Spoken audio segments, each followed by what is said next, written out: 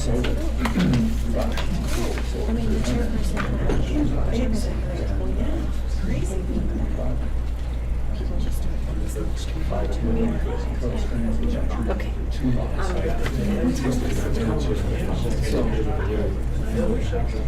Yeah, it's. Well, yeah. Jared's dad, your mom, your sister, the whole family. All right, it's 6 o'clock. We'll stand for the Pledge of Allegiance.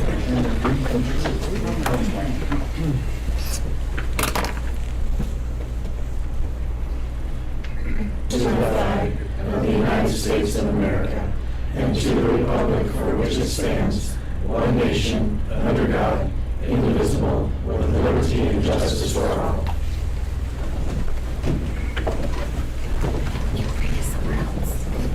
All right, just a reminder to silence your cell phones. We'll start with roll call. Mayor Sherman. Here. Councilor Basil. Here. Councilor Garrell. Here. Councilor Lundstrom. Here. Councilor Scalise. Here. Councilor Spradlin. Councilor Tyree. Here. Very good, we have a quorum. Does anybody have any additions or corrections to the agenda for this evening? If not, I'd look for a motion to approve the agenda. Move that we approve the agenda for regular meeting July 22nd, 2024. Second. Any discussion? Roll call vote. Councilor Tyree. Yes. Councilor Scalise. Yes. Councilor Garrell. Yes. Councilor Basil. Yes. Councilor Lundstrom. Yes. Mayor Sherman. Yes. Motion passes. We've all had a chance to look through the minutes of our last meeting. Are there any corrections or revisions? If not, I would look for a motion to approve. I move we approve the minutes of the July 8th City Council meeting. Second. Any discussion? Roll call vote. Councilor Basil. Yes. Councilor Scalise. Yes. Councilor Tyree. Yes. Councilor Lundstrom. Yes. Councilor Garrell. Oh, sorry. Yes. Mayor Sherman. Yes. I don't think I actually heard you the first time. Oh, she didn't say. I didn't say. A motion passes. Okay, move on to visitors and delegations. Citizens are invited to speak to council on any item that does not have a public hearing scheduled. So if you're here for the Westwood Subdivision final plat public hearing this evening, this is not your time to comment. Your time will come during the hearing. If you're here otherwise, there's a 5-minute time limit per person. Unless otherwise noted by the mayor, please note that no formal action can be taken on an item that is not posted on the agenda due to the open meeting law provision. However, they may be placed on a future posted agenda if action is required. To better assist you with any questions, submit them in writing to the city clerk and someone from staff will respond. So is there anybody here for public comment that's not for the Westwood subdivision? Okay. Good evening, Chuck Miller, 26060 Morgan County Road, Brush, Colorado. Representing the Brush Rodeo Association tonight, I felt the obligation since I was here to take this moment and thank City Council and the City of Brush for their partnership in the Brush Rodeo and the festivities during July 2nd, 3rd, and 4th. There were some new things added this year due to the help of the City of Brush, such as entertainment. And we were fortunate to have some entertainment on the morning of the 4th at the pancake breakfast, which I don't know how many got to enjoy that, but it ended up being really, really good, I thought. And of course, it was my idea, so you know. But nonetheless, we thank you for that opportunity. And then the entertainment out at the fairgrounds on the afternoon of the 4th seemed to bring several hundred people to the fairgrounds early, and kind of put a new twist on things. And I don't know how many of you have been around here as long as I have, but that might have been one of the largest crowds on July 4th that I've ever seen out there. And I've been to a lot of them, so some 40 years. So yes, everything was very successful, and just wanted to take this opportunity on behalf of the Rodeo Association for the partnership. Thank you. Very good. Thank you, Chuck. Thank you. All right, anybody else? Hi there. Hi. My name is Danielle Bollinger. I've been a Brush community member for 17 years now. My husband and I farm just south of Brush. We have 4 kids that go to school here in Brush. I'm just here to kind of bring to light or put some attention on the need that the city has to improve our tennis courts. I've spoken with Lance Schwint a few times. When I first moved to Brush, they were okay, they were in disrepair. I know since we've made a few repairs, but as of now, I mean, we have so many great facilities, the pool, the golf course, the parks. For a small town, I feel like our rec facilities are really, really great, the ball fields, but I feel like we're lacking on the tennis courts. So I just wanted to be one more voice saying that we have a need for it. We were there the other day. In fact, sometimes ball will come over and it'll actually bounce the other way. So I think they're continuing to deteriorate. I know there've been some discussion with maybe partnering with the Brush School District, but I just wanted to come and say, just the city, I think, has had a need before there was a tennis team with the school, and I think we still have a need regardless of a tennis team or not. And again, like I said, I've spoken with Lance. I know he's got some plans. I know he can get a little bit of outside funding, but I just wanted to kind of bring forth the need that we have and just one more little piece of the puzzle for our awesome rec department and see if we can maybe help push that forward for next year's budget. So thank you for listening. Thank you, Danielle. Can I ask a question? Are you needing more tennis courts? I Besides don't know, those I mean, repair? more would be great, but those are really, they're Right. bad. I mean, like the tiles, you can roll your ankle pretty good, the dirt and the pine needles that get under them. More would be awesome. Right. To be honest, I've, like I said, I've been here 17 years. I think twice that we've ever gone to play has anyone else ever, like, we've had not enough room, like the Right. 2 courts were taken.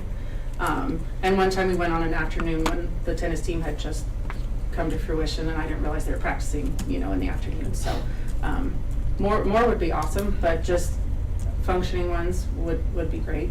And I'm not sure how many Lance had in the plans that he had worked up, but, again, I know it's hard to partner with, the school has a need and the city has a need, but I think the city has a need all on its own, and I don't want to just wait for a perfect time where the school and the city can come together. I think it would be a great addition because I've had a lot of people comment to me when I take my kids to the pool all the time, and I've had people from out of town say, I can't believe such a small town has such a nice facility. So I really think we do have a lot of great rec facilities. I just want, and of course I'm a tennis player, so that's the one that I want to see improve. So thank you for listening. Thank you. Anybody else? Nope. All right, move on to management. We've got a resolution. Monty will talk about. Okay, this is the resolution 2024-5, and it is a resolution to increase the salary of the municipal judge. City Council had discussed this at the last work session, and essentially it's a very small bump in the salary on a monthly basis, and the council asked us to move this forward, get it on resolution for your consideration this evening. Anybody like to make a motion on that one? I move that we approve resolution 2024-5 to increase the salary of the municipal judge. Second. Sorry. Any discussion? Just one thing I wanted to add, just for the sake of the community. So it would go to $1,180 per month. And he has done a great job for the city over the last 12, 14 years. He's been doing And it's been a long time since he's asked for a raise. Very long time. Yeah. So it's definitely deserving. Roll call vote. Counselor Stozzi? Yes. Counselor Basil? Yes.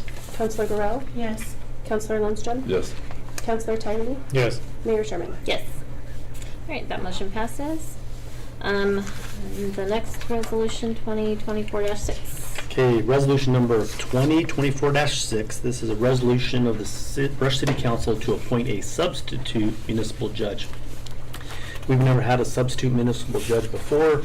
We discussed last month that in the event something would happen to our primary judge that's appointed, we might need to have someone fill in. And so the judge gave us a recommendation of Charles W. Tingle as the City of Brush's substitute municipal judge. And we thought it was a good idea because you just never know what happens. And if we need someone to fill in on occasion, it would be good to have it already approved by the City Council. And the way it would work is if he was going to be a substitute judge for a month. He would get the same salary as what the current judge gets, and we would go up to 2 months of that without there being the regular judge not getting his paycheck, his salary, because there's still other things that he has to do in between the different court dates that we have. So staff recommends for Charles W. Tingle to be appointed as the City of Brush's substitute municipal judge. Would you like to make a motion? Move we approve the resolution 2024-6 to appoint a substitute municipal judge. Second. Any discussion? Good. All right, roll call vote. Counselor Tyrie? Yes. Counselor Scalise? Yes. Counselor Lundstrom? Yes. Counselor Guerrero? Yes. Counselor Basil? Yes. Mayor Sherman? Yes. All right, next we have our public hearing for the Westwood Subdivision Final Plat. I'm going to open the public hearing, and we'll start with the staff report from Tyler Purvis. Kill the lights real quick.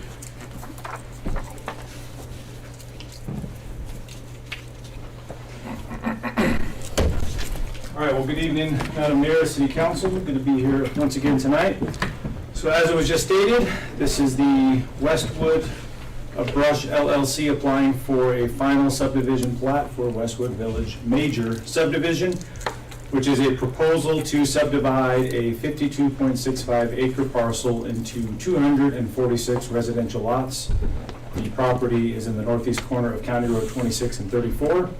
The background on this, the applicant acquired the property in 2019 for the intention of a subdivision. Over the past 5 years, the project has gone through multiple revisions with multiple city staff members and multiple consultants. The report that is in your council packets provides a complete overview of all the requirements of our city code for a major subdivision in light of the final plat application that has been submitted. The far majority of this report is identical to the one provided to and presented at the Planning Commission public hearing on May 14th, 2024. The only changes are those which are pertinent to the necessary revisions, conditions, updates, and outstanding items that existed at that time. The subdivision plat process, as it pertains to our city code, major subdivision, you can see all the steps here going from sketch plan to preliminary plan to final plan. So all these boxes have been checked, and this is the last one that we're at right there. A major subdivision is those that are over 4 new lots, and so as I said, this is 246, so far more than 4, and so therefore the major subdivision requirements are applicable here. A rezoning of the property and the preliminary major subdivision plat went to the Planning Commission as public hearing on December 29th, 2021, and was recommended for approval to City Council, who held a public hearing on January 24th, 2022. At that meeting, the preliminary plat was approved with conditions, and then as I said, on May 14th of this year, the final major subdivision plat was presented at a public hearing with the Planning Commission and was recommended for approval to City Council with conditions, which have since either been addressed or are included within recommendations in this report. If the final plat is approved and all relevant conditions are satisfied, a copy of the plat and the signed subdivision improvement agreement can be recorded at the Morgan County Clerk and Recorder's Office.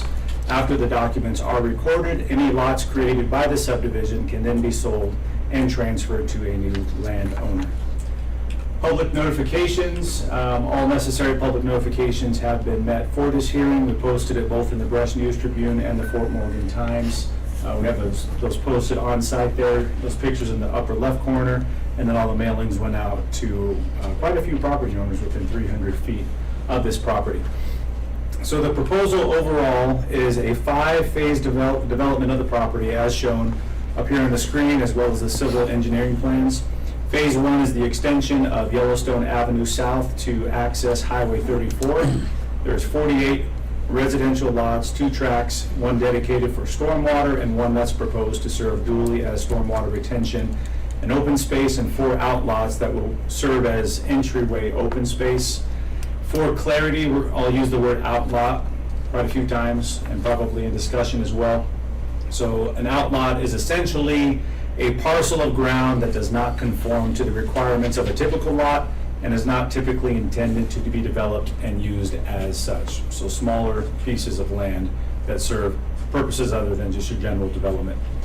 Phase 2 is developing the easternmost portion of the property. There's 49 residential lots and 2 outlots that will serve as entryway open space. Phase 3 has 51 residential lots. Phase 4 is the southwestern portion of the property with 49 lots. And then Phase 5 includes the completion of Edmund Street, Redwood Drive, and the final 49 residential lots. On the perimeter of the lots on the south and west side are additional outlots that will serve as open space and an additional buffer to ditches and roadways, and all of the tracks and outlots will be owned and maintained by the homeowners association. So as with a project this size, there's a lot of different factors that will need to be brought into consideration for a subdivision that will meet the current and future needs of both the property owners and the city. Our subdivision, our city code has all the submittal requirements listed to ensure that all the necessary considerations are brought into the review process, some of which were done through the preliminary plat approval process. So here's the list of all the different requirements we have within our city code. I'm not going to dive into all of those right there, but there's a lot of boxes that have to be checked along the way, a lot of time spent, a lot of money spent, but here we are. And then also we have the final plat design criteria, which is what we're looking at here tonight. And so I'll go over these fairly briefly, but whether or not the plat meets these thresholds that we're requiring. So when it comes to lots within the property, the current zoning requirement of residential medium density is a minimum of 4,500 square feet. The 246 lots proposed are between 5,200 feet and 8,464, with an average lot being approximately 52 feet by 110 feet. The question came up last time as to how that fits in with other parts of town, and these are just close-ups of the plat, because the plat's multiple pages because it covers a lot of ground. So east of this property here are some examples of some other lots in town. So you can see we have some that are under 5,200 feet that are currently existing, but over 4,500 feet. Not a lot of them, but there are some out there. And then further to the west of there are some that are about 77, which is probably about the average size of these lots altogether, about 7,700 feet.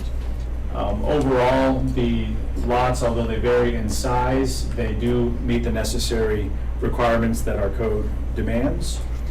The next portion is the blocks, and these are all 7 different blocks, I believe, that are designed, and they're 8 blocks, I'm sorry, and all those do satisfy the requirements as well.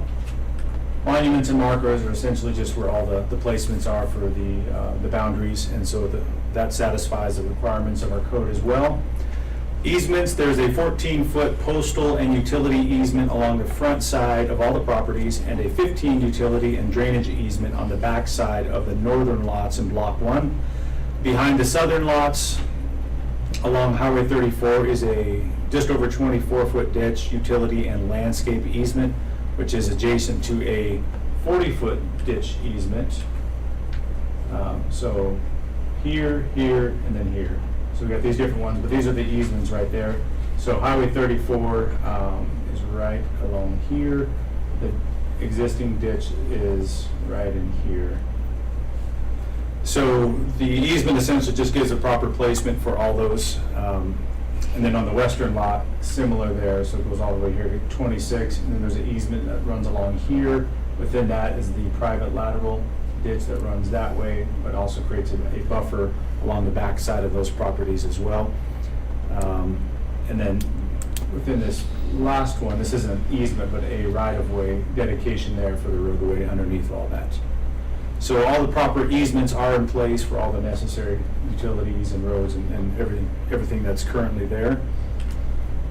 The street requirements, there's 2 access roads and two new access roads into the subdivision.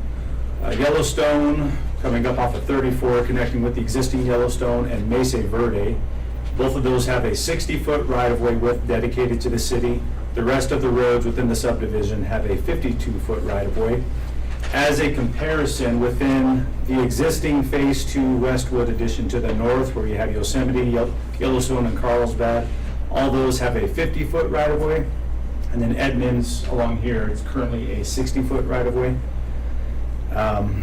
Edmonds will be reduced from a 60-foot one down to a 52-foot one once you cross over Yellowstone, which is justifiable given that Edmonds will no longer serve as a collector at that point as it does on the existing portion.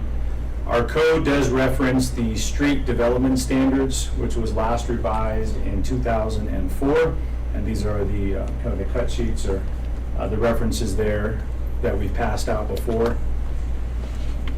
With those requirements, a single family requires a 60-foot right-of-way, and a multifamily residential, that's not right.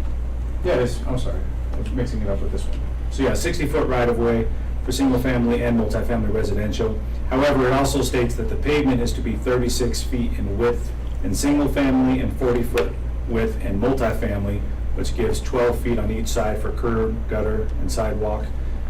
And single family and 10 on multifamily. So saying a lot there, but looking at this one up here, so you got your roadway from here to here, you have a green strip, and then you have extra space there for a sidewalk, or a sidewalk, and then unnecessary right-of-way into someone's yard there ultimately.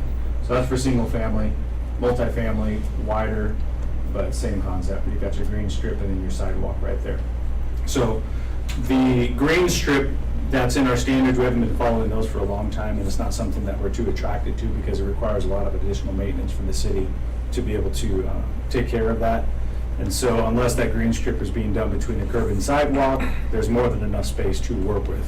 And so the plans for the proposed Westwood subdivision on the 52-foot right-of-ways this is what we have here in the design.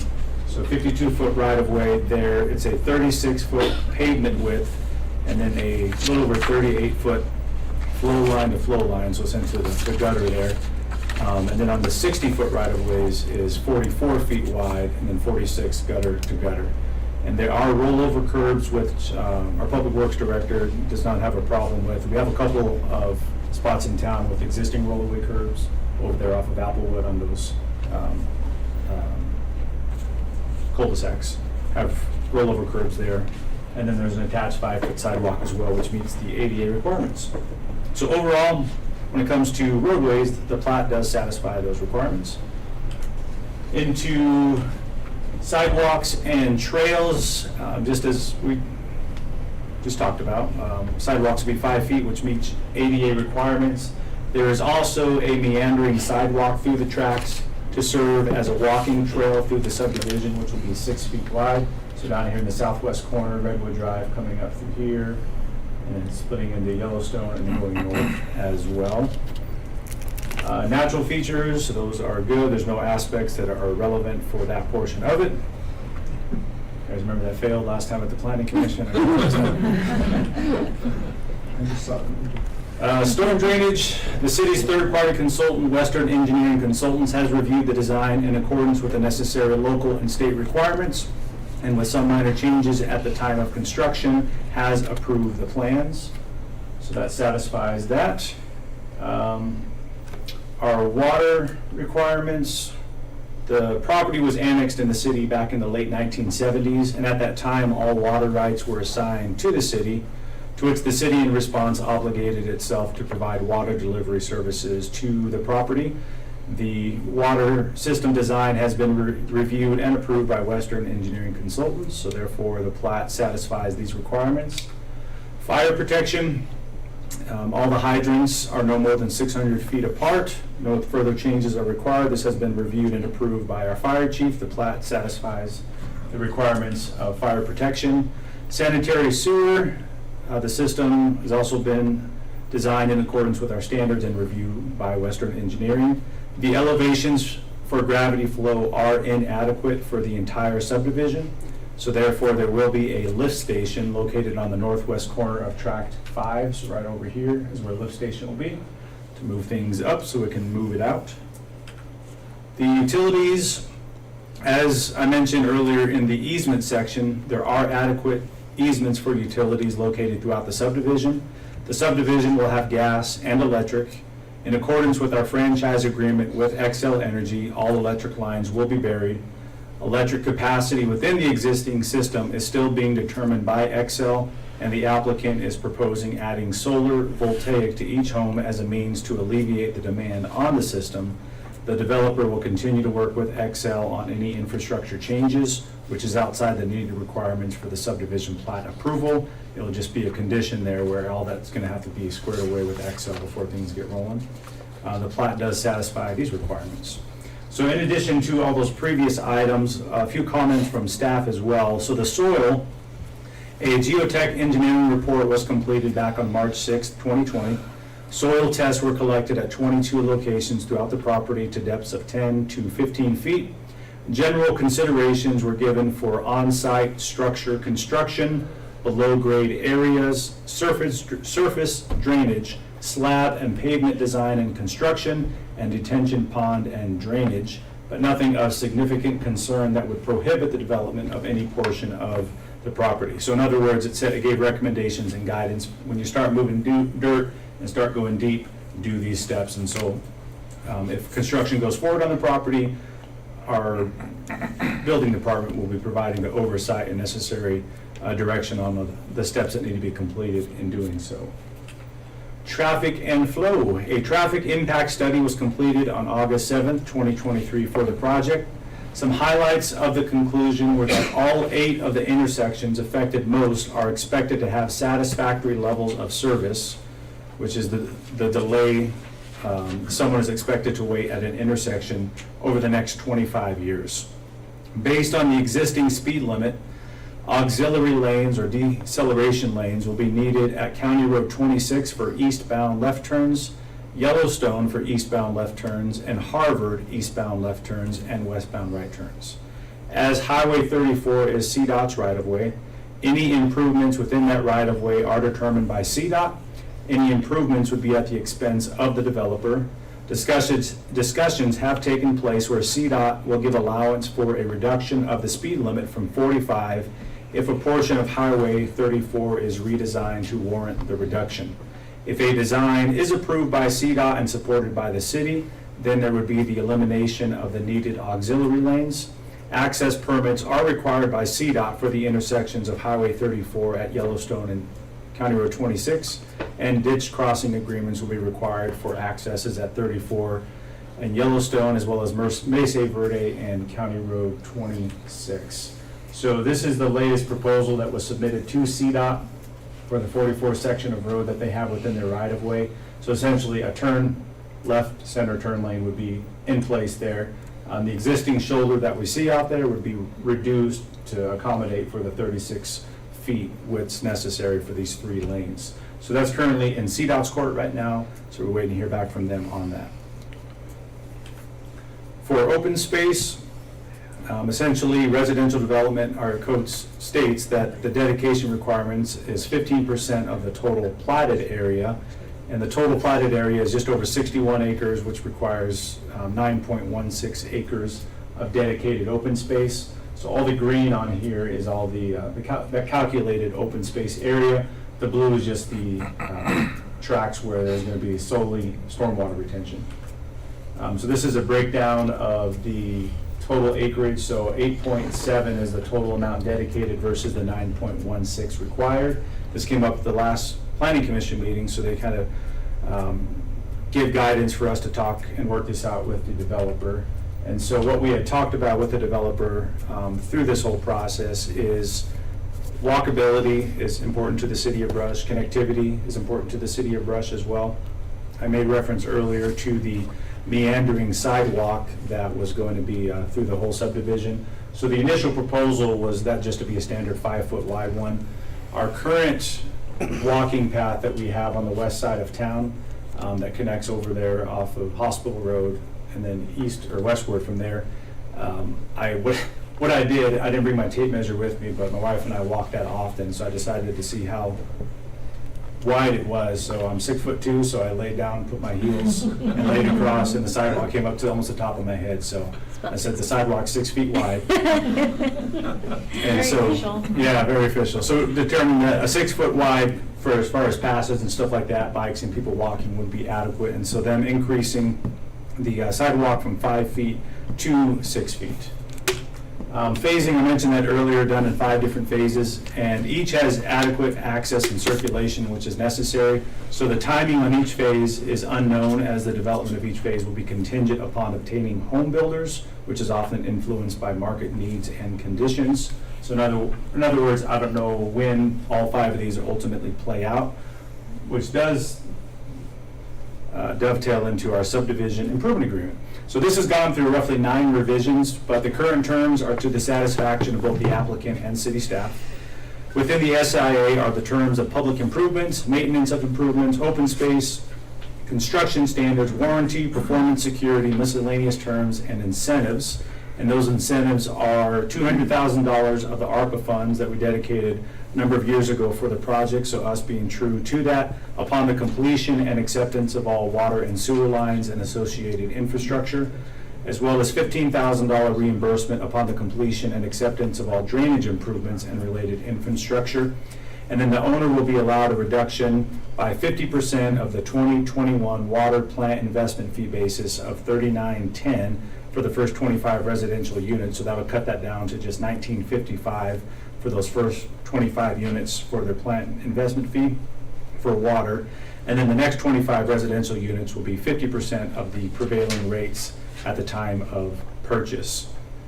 Also within that, it lays out the conditions for when this project would begin. And so for 3 years, the developer has the ability to start this project.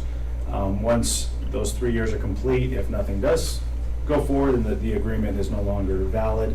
But once they do start, they have 2 years to commence, or to begin. They have 2 years to complete the public improvements that are laid out within all the plan documents that you do have. Oh, that's on the screen. I could have just read that. There you go. All right, the HOA. Early in the discussions of the subdivision was the city's desire that an HOA be incorporated to ensure the ongoing care and upkeep of the neighborhood. Included in the documentation for the subdivision is the declaration of covenants, conditions, and restrictions for Westwood Village that provides oversight for the care of the development. Staff and city attorney have reviewed the document and do not have any concerns or objections. The HOA has the responsibility of maintenance of all stormwater retention ponds, open space, wherein include playgrounds and landscaping and the walking trails. It is worth noting that it is not the city's responsibility or within our authority to enforce any standards within the HOA that exceed the city's standards. Tied to that is the design standards as well. One of the big questions of the subdivision is what kind of housing is going to be constructed here. And to be frank, that is unknown at this point by me. And this subdivision approval process is not an approval for construction of the homes, just the subdivision of the property for homes to be eventually built on. Nonetheless, in response to concerns of a housing subdivision that would not be fitting of the quality of a primary entrance to brush that the community would expect, the applicant established design guidelines that provide design standards, guidelines, and procedures for site, home, and landscape improvements. So there's an architectural review board that provides the oversight, and the board's administrative role and structure is provided in the HOA documentation. The guidelines, minimum requirements for items such as accessory buildings, additions, AC equipment, everything that's listed on there. There's a lot that they provide oversight and direction on, is put in place to ensure that everything looks good, it's maintained well. The minimum square foot, in case anybody's curious, for a one-level home is 1,200 square feet and 1,500 square feet for multi-level, and requires attached 2-car garages for both. The mailboxes, in case you were curious on this, given the quantity of homes in the subdivision and the best practice within residential developments of consolidating the location of mailboxes to cluster box units, or CBUs, which is what these are, we work with the post office on dividing the CBUs into 3 separate locations throughout the subdivision. And these locations should serve well for accessibility for residents and practical service for the post office. So they don't have 246 more homes to deliver to, but they can just go to a couple different places, as well as reduce the congestion for 246 mailboxes. So compatibility, these are just some of many of the components of our comprehensive plan that are applicable to the proposal. There's a lot of other policies and strategies that align with the project, but for the sake of not just having this laundry list of different things, the subdivision is compatible, very compatible, with the comprehensive plan that the City of Brush has adopted. When it comes to citizen comments, to date for this public hearing, staff has actually only received one call from citizens, and they're just asking questions about the project, to which staff has responded accordingly. And so when it comes to conclusion here, this is a very large residential project for Brush, as we all know. It provides a lot of opportunities for housing and residential growth that we've heard discussed in the community for a very long time. With it comes a lot of considerations and impacts within the community, including different challenges of growth pains that every community faces as they expand. Our responsibility to the community is to ensure that things are well planned out and done in accordance with the community land use code. The proposed application that we have received does meet the requirements of a major subdivision. Therefore, staff recommends approval of the final subdivision plat with the following conditions that I'll read out. Number one, subdivision improvement agreement must be executed prior to recording of the plat. So if council does want to approve the subdivision improvement agreement is not approved tonight. That'll be done separately. It's because there's different elements that we still need to bring in, different exhibits that we need to add to it. Number two, owners shall acquire all the necessary approvals, agreements, and permits prior to the commencement of construction of improvements on the property or pertinent approved phasing, including but not limited to right-of-way permits, access permits, and ditch crossing agreements. Number three, a landscape plan for landscaping easement along Highway 34, the entryway outlots along Edmonds, open space in and around tracks must be submitted and approved prior to issuance of any building permits. Number four, a walking trail through subdivision will be concrete and a minimum of 6 feet in width. Number five, we have to make one tweak to the plat, which is adjust plat to change utility and ditch easement along 34 from 30 feet to 40 feet and reduce the dedicated right-of-way from 40 feet to 30 feet. It's just an error that we found along the way that needs to be fixed. Because right now, based on the plat, we were going to be dedicating easement space, if I can get there.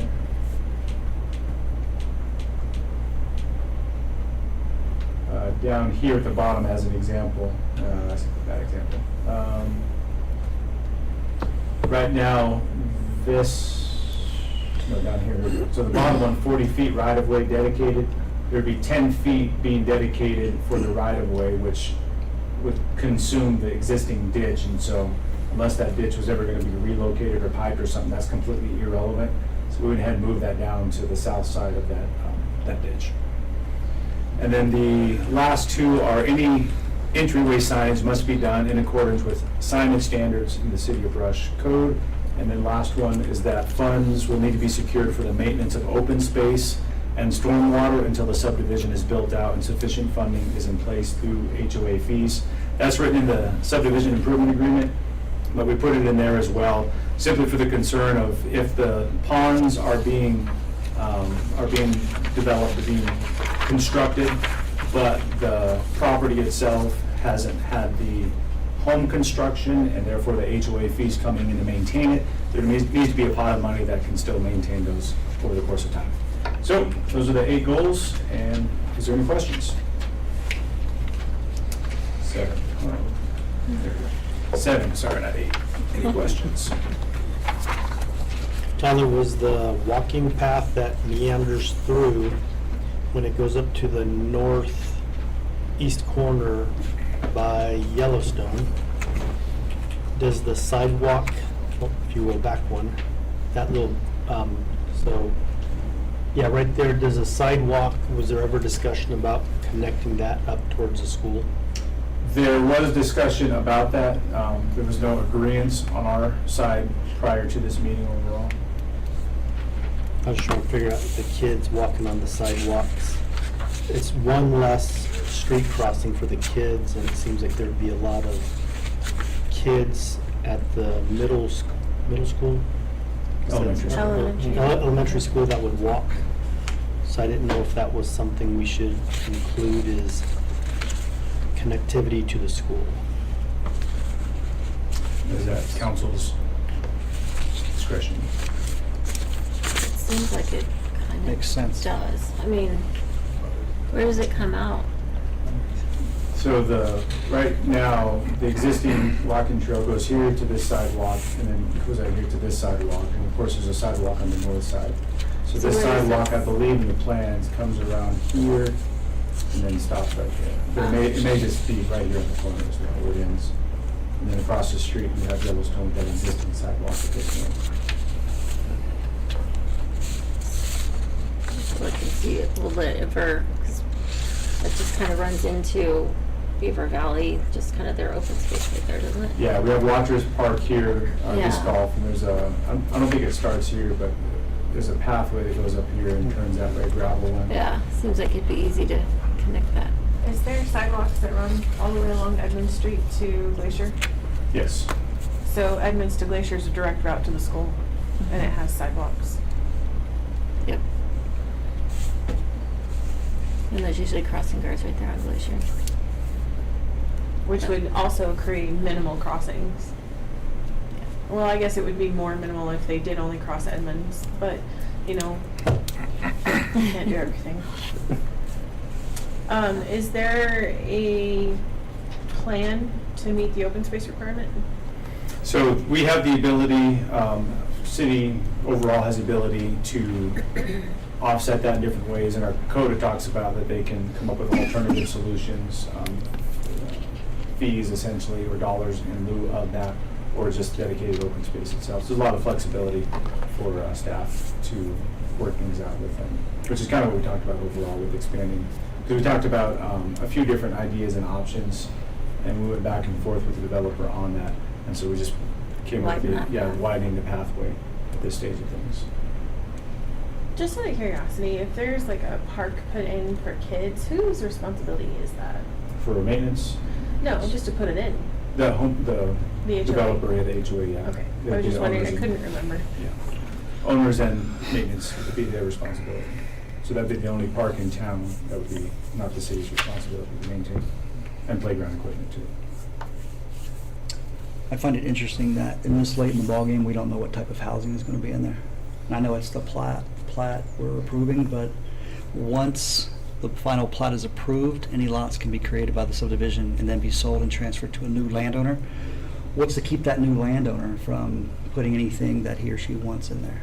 So the HOA guidelines are approved as part of this, and those design guidelines as well. So it puts restrictions on what can be built there and what it looks like overall. So to Does any- follow. And I think Mr. Stoner has, don't you have kind of your guidelines?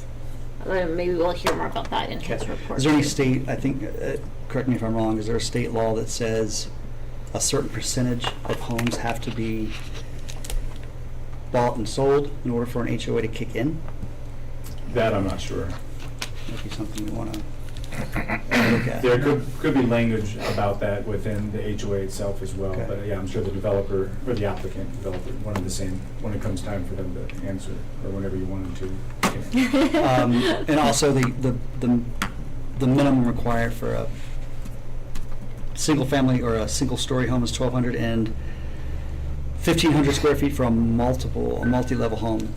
We're not Correct. looking at a 2-story home with 750 square feet on each level, are we?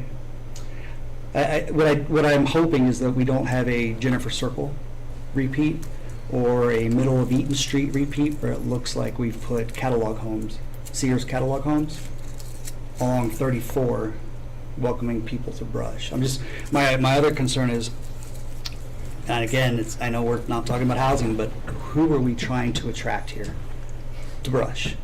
I personally would like to attract professionals, nurses, doctors, teachers, police officers. Is this type of housing going to provide that?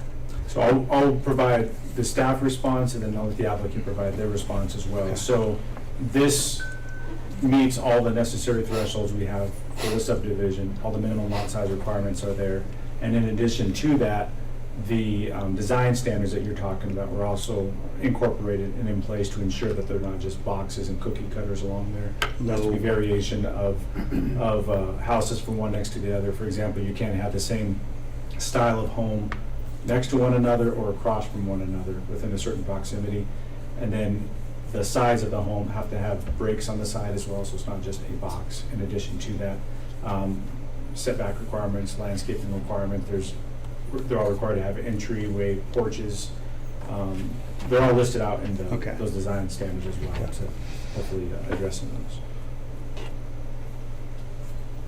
Okay. You've done your homework, Tyler. Put a lot of work into that. Does anybody have any more questions for Tyler? I think so. All right, we'll let the applicant give his report. Thank you, Tyler. You bet. So the sidewalk has to be 6'2"? Just 6 feet. One unit of Tyler? One unit of Tyler. Yeah, we're gonna start measuring things by Tyler's. Good evening, Mayor Sherman and council members and staff. My name is Jay Stoner. You want my address? Is that necessary? No. Yes. Is it? Might as well do it for the stay Okay. consistent. I'm the president of Land Developers Incorporated. I've been in the land development, real estate, new construction business for a little over 45 years, mainly in Larimer, Weld, and Morgan County, with a few outlying projects. Our company's managed or been directly involved in developing over 25 neighborhoods, mainly residential, ranging anywhere from the most expensive neighborhood in Fort Collins, which the average price home is $2.8 million, around Cobb Lake, and down to probably the most affordable neighborhood we've done is in Wiggins, Kiowa Park. So we understand that we have to build to the market. We can't just build what we think. We try to be sensitive to what Rush needs for housing. And so we take it very serious as far as covenants. We write covenants that have real serious teeth in them. They typically don't see the light of day except for the 3 or 4% of the population that doesn't seem to play well with others. And then we enforce the covenants. So if someone thinks they're above the covenants and they don't have to behave, we enforce the covenants, and very seriously enforce them. We also, the covenants reference the architectural guidelines, which specifically prohibit modular built homes unless they submit to the city. You can build a good-looking modular home. Modular isn't necessarily inferior. It typically is inferior because somebody's trying to do something on the cheap. And so they cheapen up the materials, the design, they make it as simple as possible. If somebody were to propose a modular home, they would have to meet the architectural guidelines that we've designed, which requires, quite a bit of exterior embellishments such as masonry, not only on the front, but it wraps around the side, four-sided architecture, earth tones, front porch like Tyler mentioned. And there's what we call the monotony code. We will not allow the same house to be built over and over again next to each other. You have to have the same floor plan, and exterior elevation can't be built next door or across the street. So it really mixes up the curb appeal. All of our neighborhoods are considered an asset no matter which community you're at, whether it's Fort Collins or Wiggins, or we put a lot of effort into the forethought that's involved in designing a neighborhood that will age well, that will improve the neighbors around it. Our neighborhoods typically improve the property values of the surrounding properties, in fact, every time. And they have performed well, all of them have performed very well. So we're happy to be helping Brush out with their housing needs.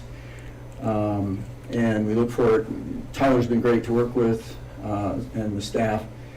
And so the Planning Commission unanimously suggested you guys approve it. But I'm here to answer any questions you may have. such as your question, David. I didn't understand it exactly about how many homes have to be sold before something, or? And correct me if I'm wrong, but I thought there was a state law or something with the state that says a certain percentage of homes have to be bought and sold in order for the HOA to kick in. Right. And I think I know what your question is now. There is I don't know if it's a law or statute, but there's something called Colorado Common Ownership Act, Kiowa. And this does have common interest properties, because there's green belts and a neighborhood park and all that kind of stuff. So the rules are very clear in Kiowa that at a certain point, I believe at 50% sellout, we have to bring in neighbors to be members of the board, okay? And then at 75%, the board can be 100% the neighbors unless I want to stay on the board, which I typically, if I develop the neighborhood, I'll stay on the board until it's developed out. Kiowa Park in Wiggins is a good example. We mentored the original board members that came from the neighborhood, showed them how to be a good HOA, how to enforce without being HOA Nazis, and overdo it. And they've really done a great job. Since they've left the nest, I look at neighborhoods like I look at my children. You got to raise them up right, so that when they leave the home, they perform well. And so we put a lot of time and effort into working with the HOA, the members of the HOA on how to run a good HOA. We typically also employ a management company. With a neighborhood this size, we'll definitely include a part of the budget will be a management company, and they're there to make sure budgets are met and we meet the guidelines of the state and Kiowa rules and regulations. So there'll be a real live HOA that will take care of the park, the detention ponds, the trails, and really enforce the covenants and the architectural guidelines, so that the neighborhood will be an asset and a good entrance feature for the city of Brush. To make sure I understand that correctly, so you're gonna have a board that's going to act as the HOA until at such time as there are 50% buyout, at which time you are required to include homeowners, correct? Right. And then as it gets more sold, the board becomes all homeowners, except for if the declarant can choose to stay on the board for as long as the declarant wants to. So the intent is enforcement of the covenants from the beginning? Oh, yeah. Okay. Yeah, from the beginning and decades down the road. So, Tyler, were we provided a copy of the covenants? Yeah, they're in the packet. Thank you. The architectural guidelines, Yeah, they're in there too. You might take a quick read of they're not long, but they're 40 pages for the covenants. that's long. If you need help sleeping tonight, read those. So does phase one have, when they start their HOA, as the other phases show up, do they just have the same HOA, or, okay, so they will have a say on anything if it's already there, right? Right. Well, what I'm asking is, so say you all sold and it's all owners on the HOA plus you, well, now phase 3 goes in, how do they get involved? It's automatic. The HOA, the covenants are recorded on the whole project. Okay, so that every time we have another phase, it's kind of like annexation. The HOA annexes the next phase and the next phase until all the phases have been annexed. So the rules are established for the whole 246 homes. There's no different HOA for this phase versus that phase. Okay. Jay, is it 50% of 240 then? 246.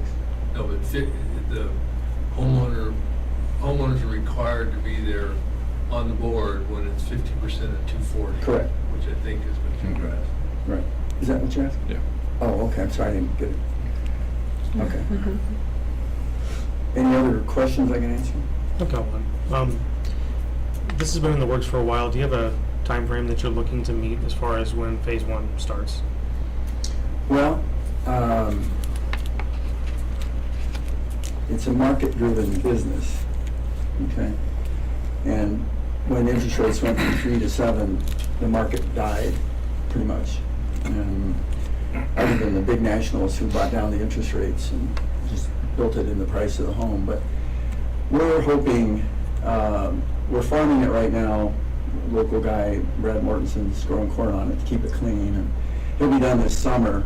And then, to me, I'm in the same situation on another development that we're involved with, and we're really excited. We think interest rates are going to come down a little bit, and we think there'll be some homeowner incentives, first-time homeowner incentives, to help stimulate the American dream again, that people can buy homes. It's ridiculous how many people don't buy homes anymore. So we're hoping that, to me, it makes sense that we'll start development in the spring and have houses starting in the fall and a grand opening spring of '26, which will have model homes and builders. And we have to, we have to be sensitive to the market. The builders are looking at brush, they're looking at the project. The location is challenging, it really is, because you have lower average household incomes and you have higher costs to build, so it's just very skinny to do this. It's difficult to make it pencil. So we're really trying to work with the locals, builders, contractors, subcontractors, but we're not there yet. So what I'm telling you is subject to the market and to getting a couple of builders excited. When we did Wiggins, when we did Plat or Kiowa Park, it started really slow, and then we ended up picking the pace up to the point where we did 350 homes in less than 6 years. But it started kind of slow, and that doesn't surprise me. You have to kind of crawl, and then you walk, and then you run, and people start to see. We want to build the park early, so people, when they drive down Yellowstone, they look over and, oh, that looks nice, and start to show the assets that'll be there for the community once it's all done. So, I think it again is subject to the market, but I'm optimistic, which you have to be when you're in the land development business. So I'm optimistic that next year will be a good year to start doing development and home building. Thank you. Do you have specific builders in mind? Sure. I don't have one yet, but we're talking to several that I don't want to name anybody at this point because we don't have any deals put together. I have another question. When we talk about the ARB guidelines, as any lawyer will tell you, of course, that verbiage matters. Is the guideline enforceable? Sure. Okay. Yeah, it's in the covenants, Because if you look at a guideline and you take it just at face value as a word being a guideline, like, this is something we would like you to do. Suggestion. Yeah, the board will be made up of 3 people, 2 people that do not have anything to do with living in the neighborhood. They're a professional, like a builder, an architect, that kind of type of person that'll look at it very objectively. And then we want a homeowner on the board to bring that, the feel, what's the feel of the neighborhood. If they've got complaints, they'll know that person is the person to talk to, and then that person will bring those thoughts to the architectural review board.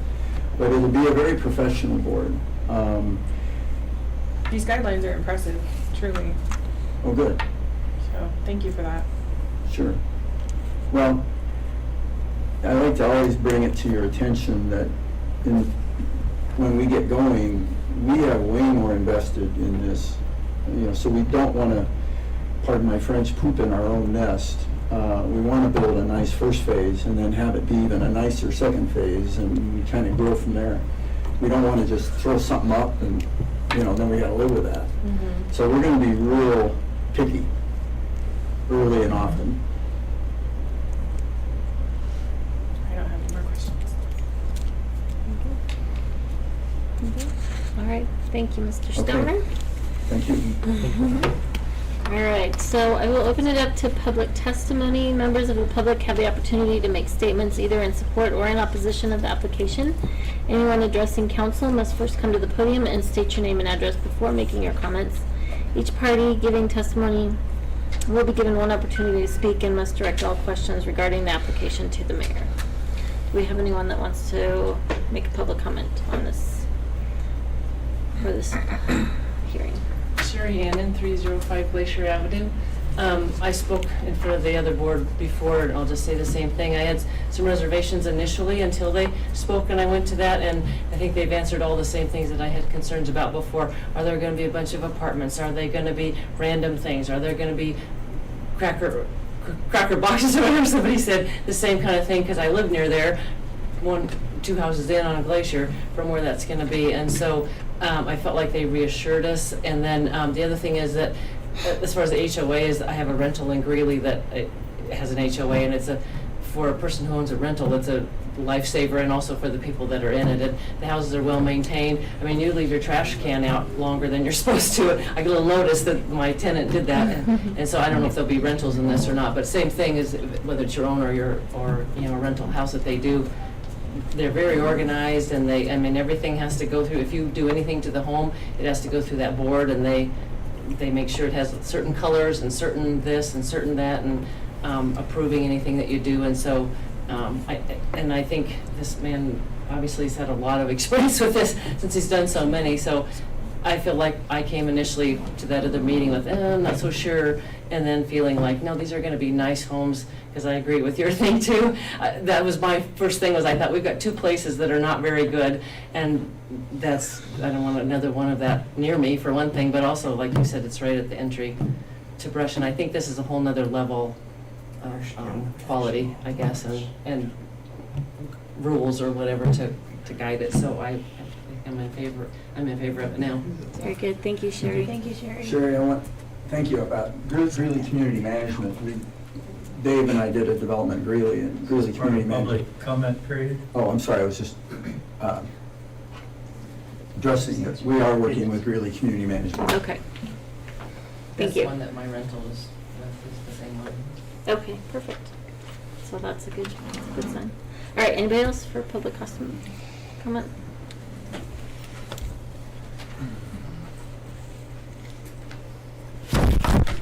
Chuck Miller, 26060 Morgan County Road S, property somewhat adjacent to the north. I've been involved in this project since its conception back in, I believe Tyler said 2019. Is that correct? Tyler, if I may ask, you had a requirements page that you put up right at the beginning of your presentation. That wasn't part of the packet here. Is that something we could look at again right quick, if we may?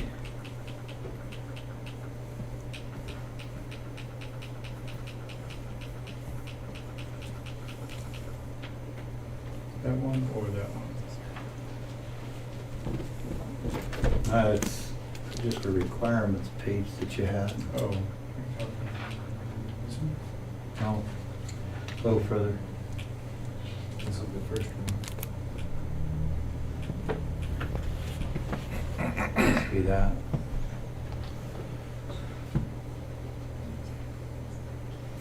Thank you. Yep. He stated several times in his presentation that all rights, easements, rights-of-ways, and roads and accesses had been acquired. And then also Tyler stated in his closing requirements that a number of those things had to be acquired. So I just wanted to bring City Council's to their attention that all accesses have not been acquired because there is not an agreement to cross my ditch on Road 26. Nor is there any discussion going on at this time, because we've had numerous discussions and spent numerous hours trying to come up with something, and if it's Jay's way, it'll work.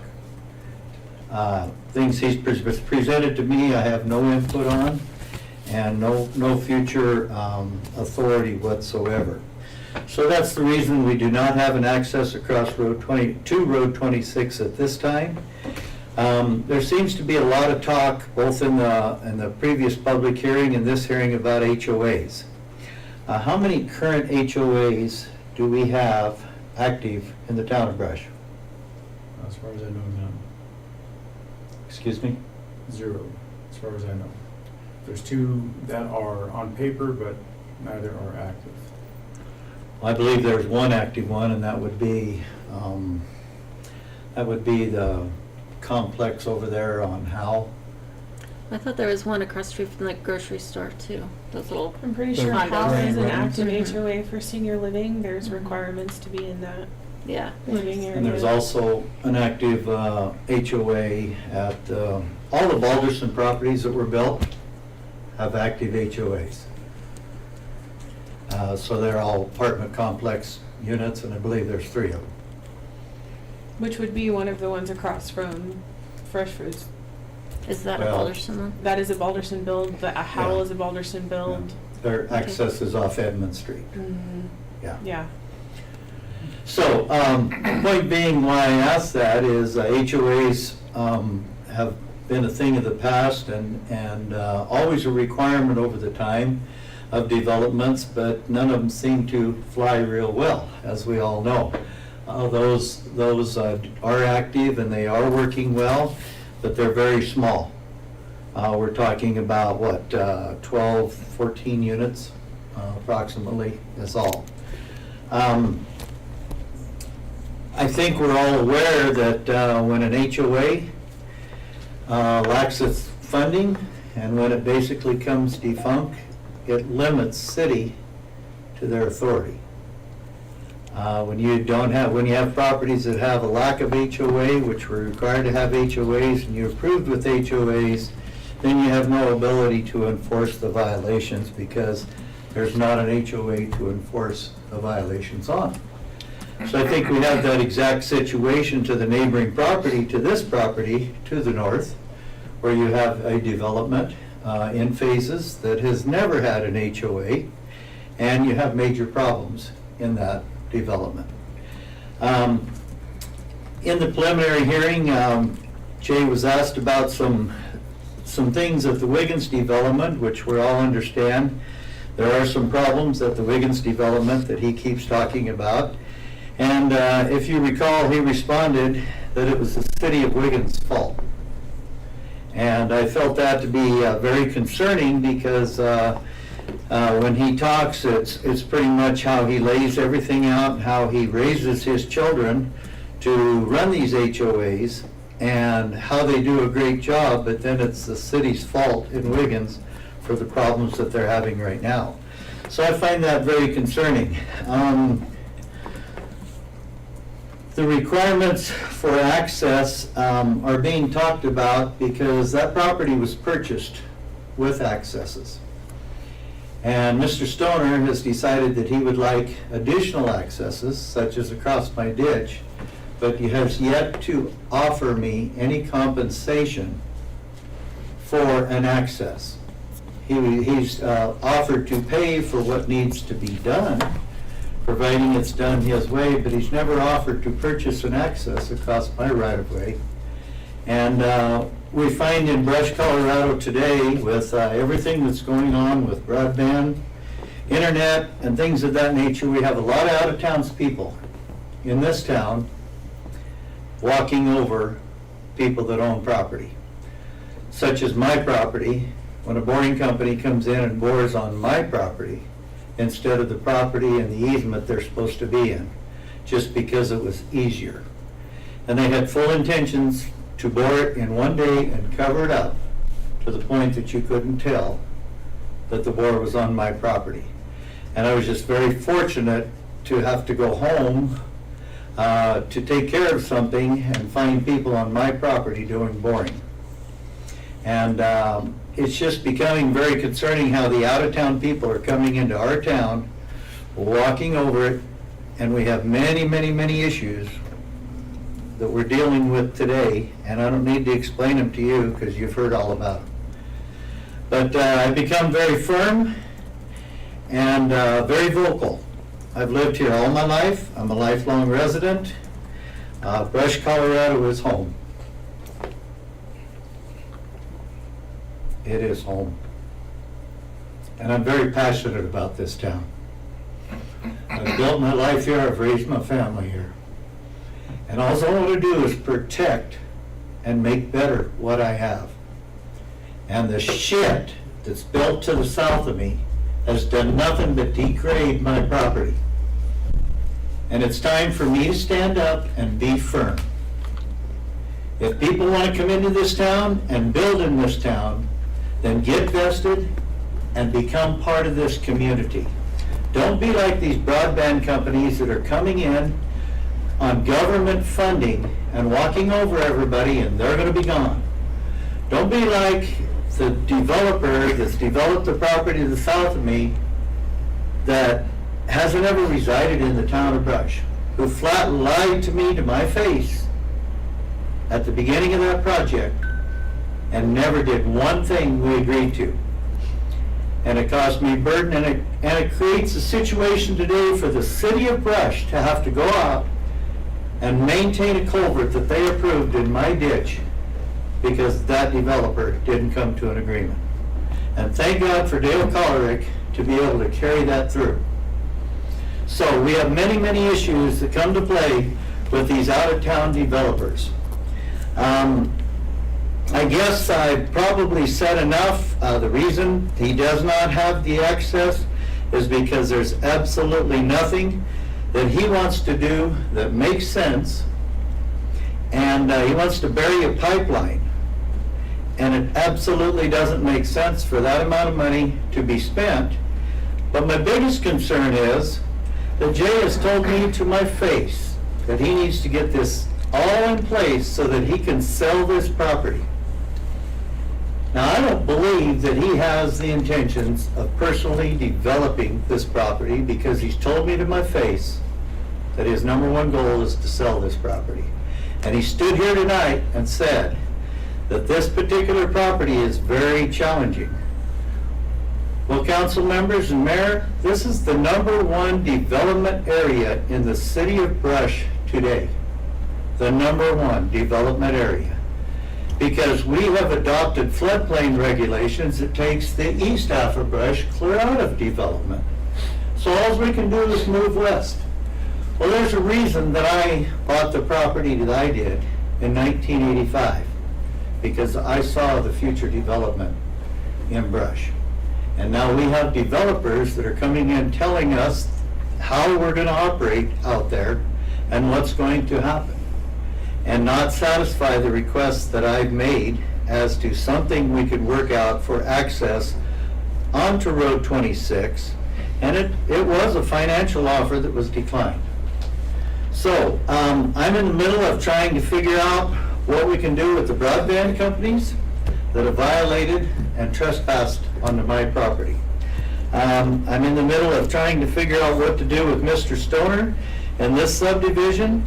I'm trying to figure out what to do with his farmer that come in and just took over the weir and the ditch box for the water and used it last year and just left it the way he wanted to leave it. And then drove across my ditch in farming Mr. Stoner's land at the graciousness of the city of Brush for allowing water to go back out there because the water has been sold from that property. And that particular head gate and that measuring device is my head gate and my measuring device. I paid for the new device to measure water out of my pocket. Nobody else paid for that. But I was kind enough to let him use it last year, but I'm not sure we're going to use it this year because the farmer, when asked how we're going to neighbor up and how we're going to take care of things, got in his tractor and left and didn't have any ideas on how we were going to work together. So we have issues out there that city council needs to know about. And once again, folks, in closing, I don't honestly believe Mr. Stoner is going to develop this property or be around for 50% of the owners to become part of the HOA and educate them. Because it is a very challenging piece of property. And it does look like it's very challenging into the future of development. As he stated tonight, fewer and fewer people are wanting to buy homes. and we're looking at situations of high interest rates and things of that nature. Of course, we understand that the next president will fix everything. We just heard that last week, and that's finishing in a little bit of a joking manner. So I appreciate the opportunity. I don't believe I want to apologize for being firm. It's time we, the people, stepped up in all categories and made this country great again. Thank you for your time. Thank you, Chuck. If you have any questions, I'd be happy to answer. Anybody else? All right. Council have any other questions? And at this point, I will close the public hearing. I need a motion to close the public hearing. Move to close the public hearing. Second. Any discussion? Roll call vote. Counselor Lundstrom? Yes. Counselor Tyree? Yes.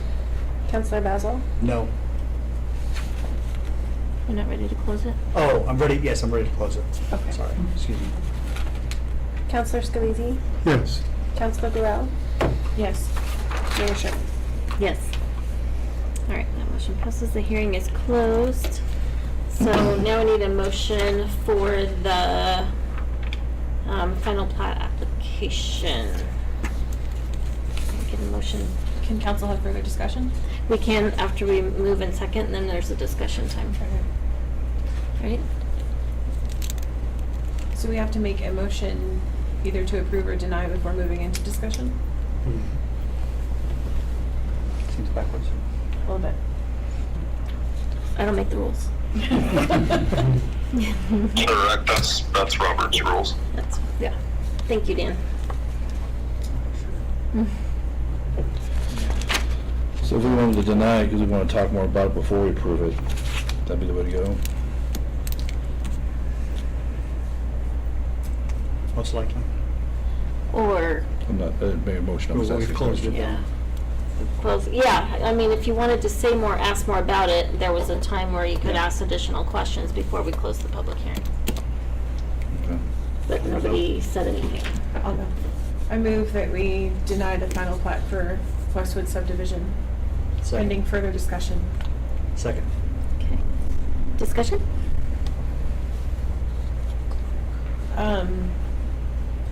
Do you want to start?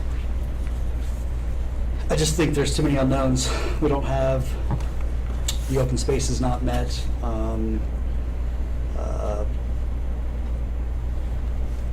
Not knowing what's gonna go in there, to me, is a huge factor. Obtaining builders out here, I think, is an issue. I'd hate to see the project get going and then all of a sudden just come to a standing, a screeching halt.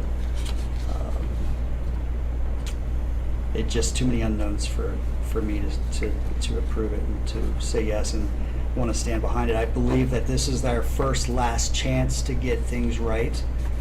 We're running out of land.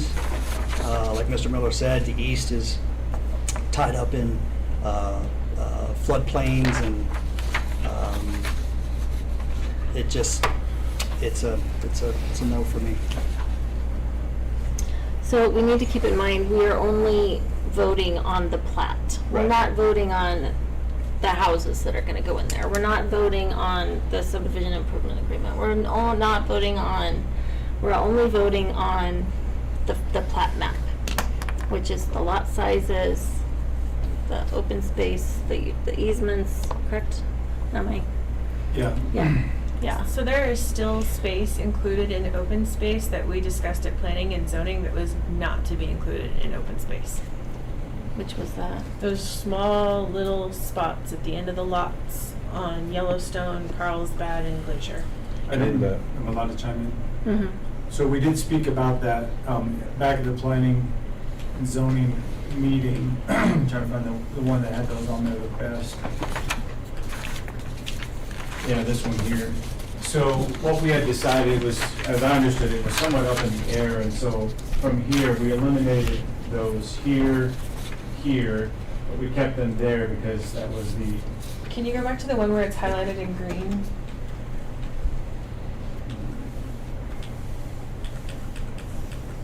Oh, yeah, I know what you're talking about.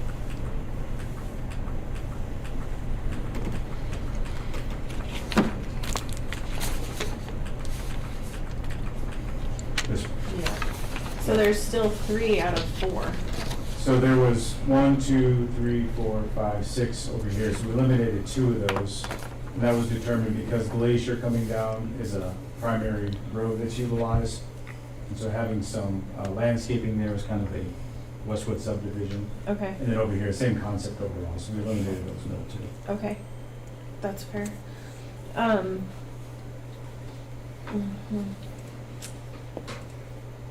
My uncomfortableness with this situation right now is, despite my very pointed question about the not so great things that we have heard about Kiowa Park, is that it still got referenced as being glorious. And unfortunately, as we all know, as members of this community, not everyone feels that way about Kiowa Park. And so I am just concerned with the development at this point being what we want to see in our city.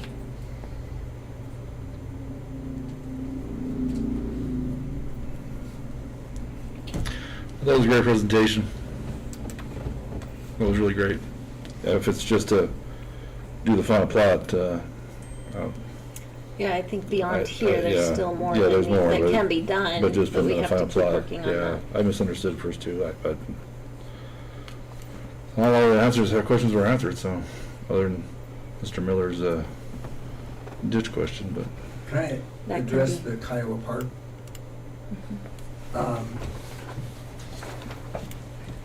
The only concern I have heard from Wiggins is there's some drainage issues between houses. I'm open to hearing more, but They're settling in homes because of how quickly they were built. Homes are not spacious enough or built too close together. The roads are too close together. They're unsafe. There are other issues which I don't feel are appropriate for comment at this time. But there's a lot of dissatisfaction. And again, I know that that has to do with home development, and you are the property developer, which I understand that those two are totally different.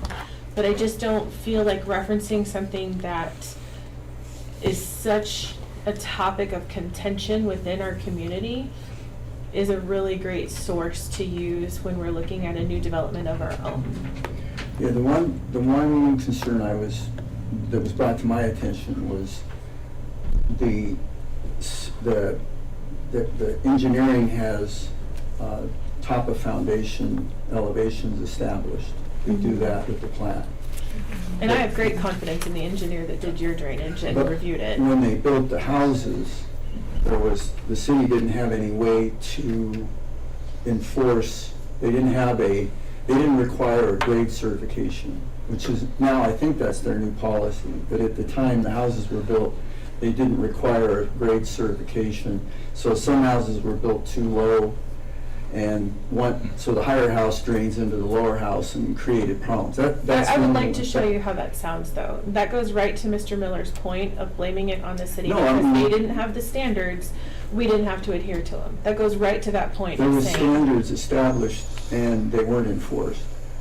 And so we aren't the building department. The HOA is not the building department. right, I'm not arguing with you or anything like that. I'm just saying it goes to that point of, well, Right. because it's the city's fault because they didn't have the standards, so we didn't adhere to it. It wasn't enforced, so we didn't adhere to it. I No, have the full- builder, he had all of the engineering there. If the builder didn't adhere to it and the city didn't require it, then that's really not on I him. can't do anything That's about it. on. Yeah, and I And then I understand went that, to the and I'm not city and asked debating it. them. I'm just saying that that goes to that point, But that's the right? only thing, I'm not trying to throw Wiggins under the bus. That was the only issue that I'm particularly talking about, was they didn't enforce the top of foundations. They didn't do grade certifications, which I don't know if Brush does that, but most cities do a grade certification when you. I do think we need to continue our conversation, though, as a council. Okay, I just wanted to make sure. There was a motion on the floor, right? Wiggins Yeah, was so we're in the not bad. discussion It was period just of this the one thing. motion, so then we'll have. So let me ask you this. So, Mr. Miller, your access, your ditch is along 26, right? Is that where Mesa Verde Drive crosses? Is that? I'm sorry, Your We're ditch. doing, I'm just asking. your ditch is on 26, correct?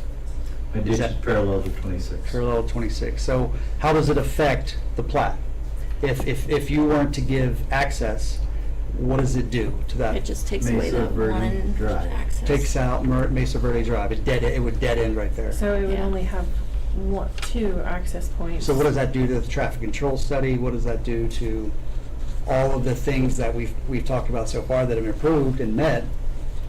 What does that look like with that Well, pond? and that would be something that they would have to keep working through if we approve this. I mean, that's Right, part so of what they're I'm working saying through. I'm not approving it. I wouldn't want to approve it if we don't know what's going on with that. If he's not going to grant access, Can I ask then another we need to question go back about to the that? drawing board. So if we approve it as it is, and then it's not, that requirement is, it's not met as is, does that nullify it? Can anyone answer that? I can. Tyler can. So it's all about, right now, it's based on the phased aspect of it. So it's 5 different phases like we talked about. Phase 1, just had like one single one afterwards. So phase 1 is what it is. So essentially everything developed on phase 1 is relevant for phase 1. Anything that's relevant for phase 2 and so on. And so Mr. Miller's access over here is only relevant for phase 4 and 5.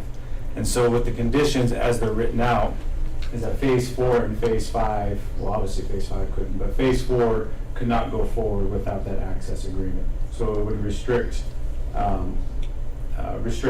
the development to those first 3 phases until access is approved over there.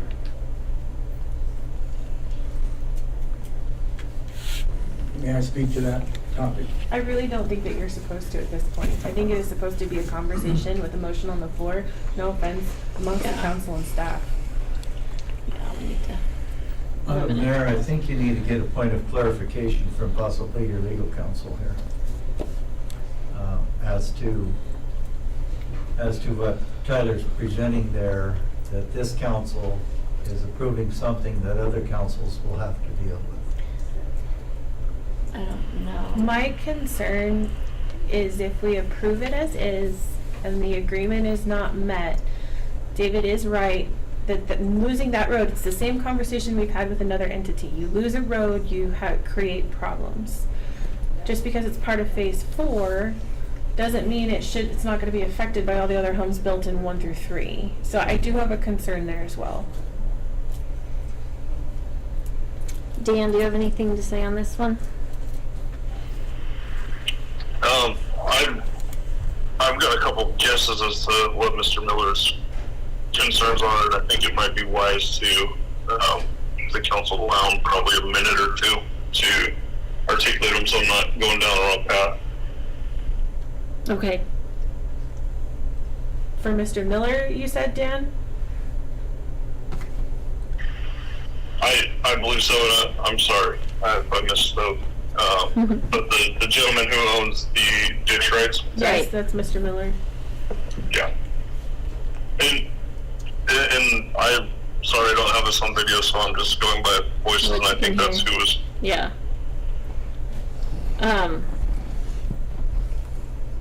Okay, so what were you going to say, Chuck? I guess I did not hear what he said. I'm sorry. If you had something that you needed to clarify, but if I give you that chance, I need to give Mr. Stoner the chance as well. And now we've just gone down this rabbit hole, but, Restate your concern. restate your concerns. That you had a moment ago. About the ditch specifically. Only Okay, the- I'm concerned, I'm confused because the last comment I made was about possibly needing legal advice as to this council approving something that it appears other councils will have to deal with. That's every decision we make, Chuck, unfortunately. And when you approve a subdivision of this major type in phases and things need to be done to finalize,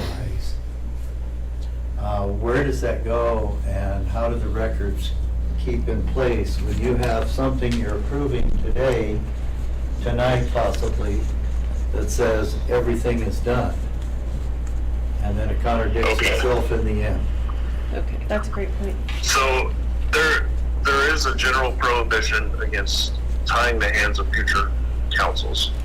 That being said, there's nothing that prohibits you guys from approving something with conditions. So approving something subject to the condition that these following actions happen or don't happen. And that approval is only contingent upon the subsequent actions. Heather, can you bring up your recommendations, please, from staff? I got it. Okay. Thank you, Dan. Thank you, Dan. I would like to amend my motion. Because we have that in our, do we have that in the requirements there? Dan, I can amend my motion, can't I? Yeah, if you meant the original motion.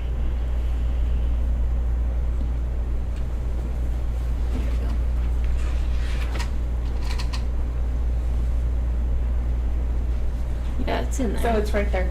So I will amend my motion to approval of the plat pending that all recommendations from staff as shown to council, items number 1 through 7, be met.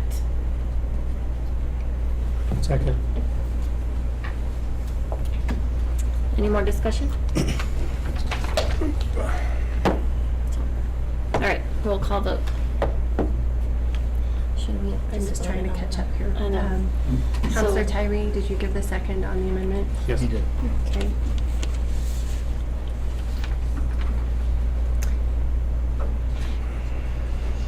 Counselor Gural, Yes. Counselor Lundstrom, Yes. Counselor Basil, Yes. Counselor Tyree, Yes. Counselor Scalise, Yes. Mayor Sherman. Yes. All right. That motion passes. Okay. Item D, DOLA Local Planning Capacity Grant Award. Tyler. Thank you, Mr. Stoner, for your time. You're welcome. Thank you, Chuck, for your time. All right, before council, this is just kind of a follow-up at the last 2 meetings, I believe this was brought to city council. So the city of Brush was awarded a grant that I mentioned for the local planning capacity through the Department of Local Affairs. The quick background on this is part of the Proposition 123. Additional funding has been opened up around the state for communities that opt in, which we did last year, for potential resources to help move forward different types of affordable housing. Affordables, again, I have to say this every time I mention it. When I say affordable housing, it means something different to everybody. And so it's a pretty wide and broad statement. So whatever you're thinking may not be accurate, but I won't dive into that right now. But for the sake of this, we were awarded a grant. So the idea behind this is the golf course property that we acquired 10 years ago, however long ago it was. The east side of the golf course, we wanted to try to figure out how to utilize that.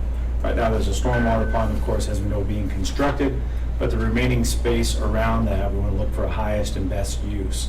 And so something that we've talked about for quite a while has been housing, some type of senior housing with patio homes or something like that for our older residents who want to move into something smaller, something nicer, adjacent to a golf course, good location, etc.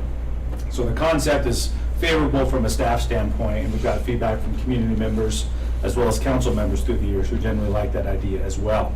So there's a lot that goes into that because right now it's just a bunch of dirt. And so this grant gives us the ability to bring in a consultant to help us really put together a plan on how to move forward with both getting a general idea of the design and layout of it, how we can tie in infrastructure, work in agreements with developers to come in who might go forward and help us potentially move that potential project forward. So that's what these $84,000 are for. So the next steps, since we are awarded this, for Project Golden Years is what it was what it was called for on purpose, like that, was to put an RFQ out there to get just not a request for proposal, but request for qualifications from different consultants to determine what exactly this scope of work is going to look like so we can best utilize these funds. So within that is the just the checklist, and we got to get information back to DOLA for them to authorize the agreement. And so looking for council to just generally, this is on the action items, right? Yes. For the agenda. So formally, say, okay, we want to move forward with accepting this grant, and we authorize city staff to execute the necessary agreements for consulting and everything necessary with DOLA. So you don't actually know what's gonna be developed, this is purely just to get someone in to help see what could develop? Correct. And Tyler, clarification, you talked about the golf course property. That's your primary property you want to look at for the planning? Correct. But if we come up with 2 or 3 other projects based upon discussions at our stakeholders group meeting today, can we add others to it? Potentially. So some of that, there's only so much dollars that's available. And the city, by the way, has, this is 80% of the full dollar amount. So there's 20% that we're going to contribute on top of this, which makes it $110,000, I think, that we'll take out of our line item budgeted for consulting. And so if that scope that we determine is within the dollar amount that the consultant can do and bring those things in, yes. Good job on getting the grant, by the way. Thanks. It's exciting to hear that. I was a little leery about it, but then the more I thought about it, I said this could be a really good thing for City of Brush, some of our community needs, as well as another property owner near the golf course that might benefit as well. Sounds like a good idea. What do you need from us? Just Shall we move forward? Yeah, a So we motion just to need to move make a forward, motion. accepting the grant and authorizing city staff with all the necessary agreements. Yeah, I'll make that motion. That we authorize city Second. and spend the money. I would like to add a condition to the motion if possible. That the priority be the property next to the golf course. That's what you're asking for it for, is for the priority next to the golf course. I would like that to remain the priority. That's primary. Well, I would just add, we had some discussions today about some other real estate potential projects that it might fit those ones as well, very well.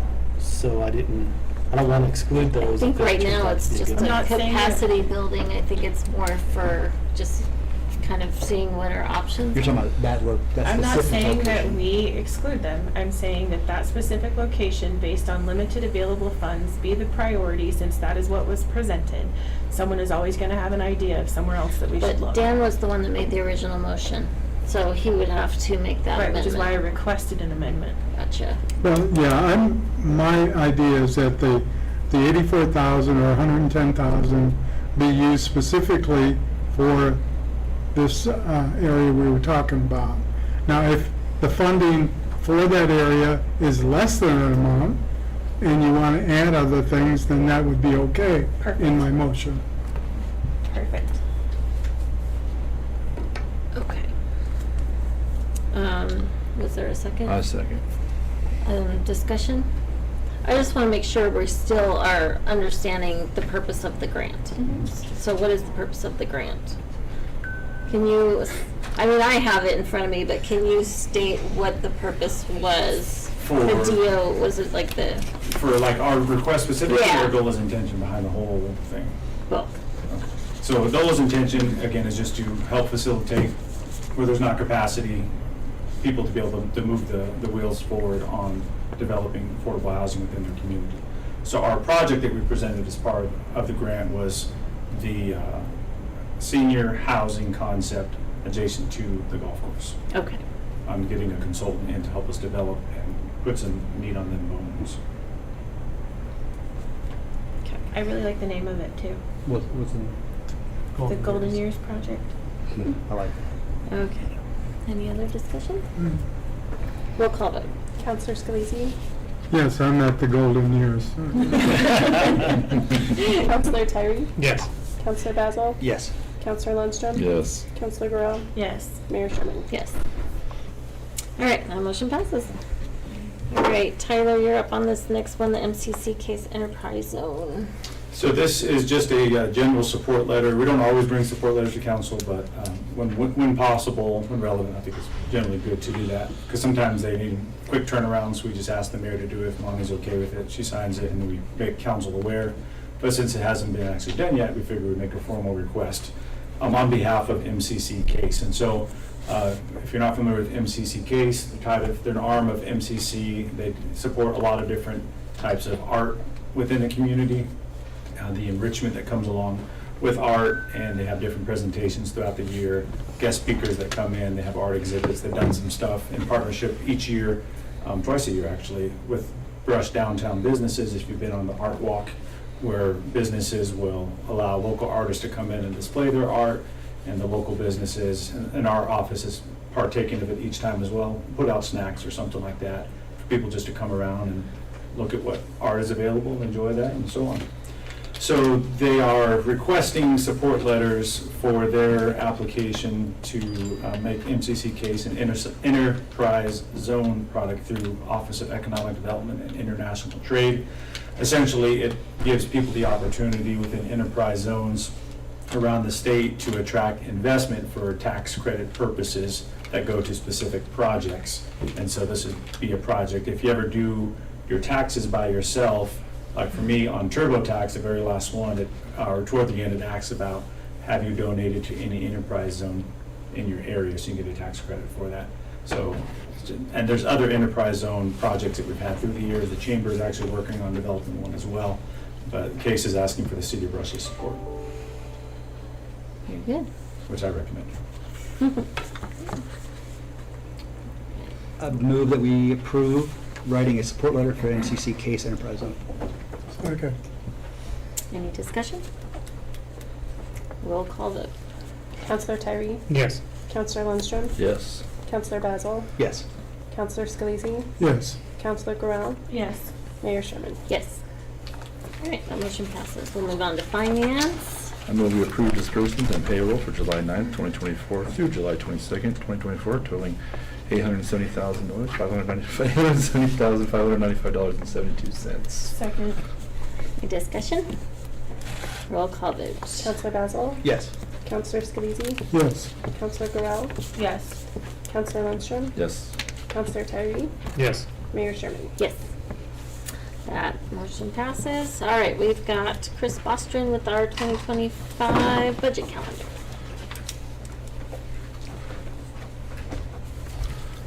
Good evening, Mayor and Council.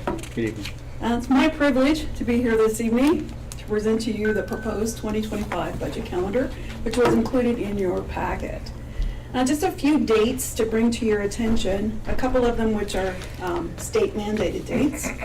The first one being October 14th, where the city administrator will present to you a draft budget.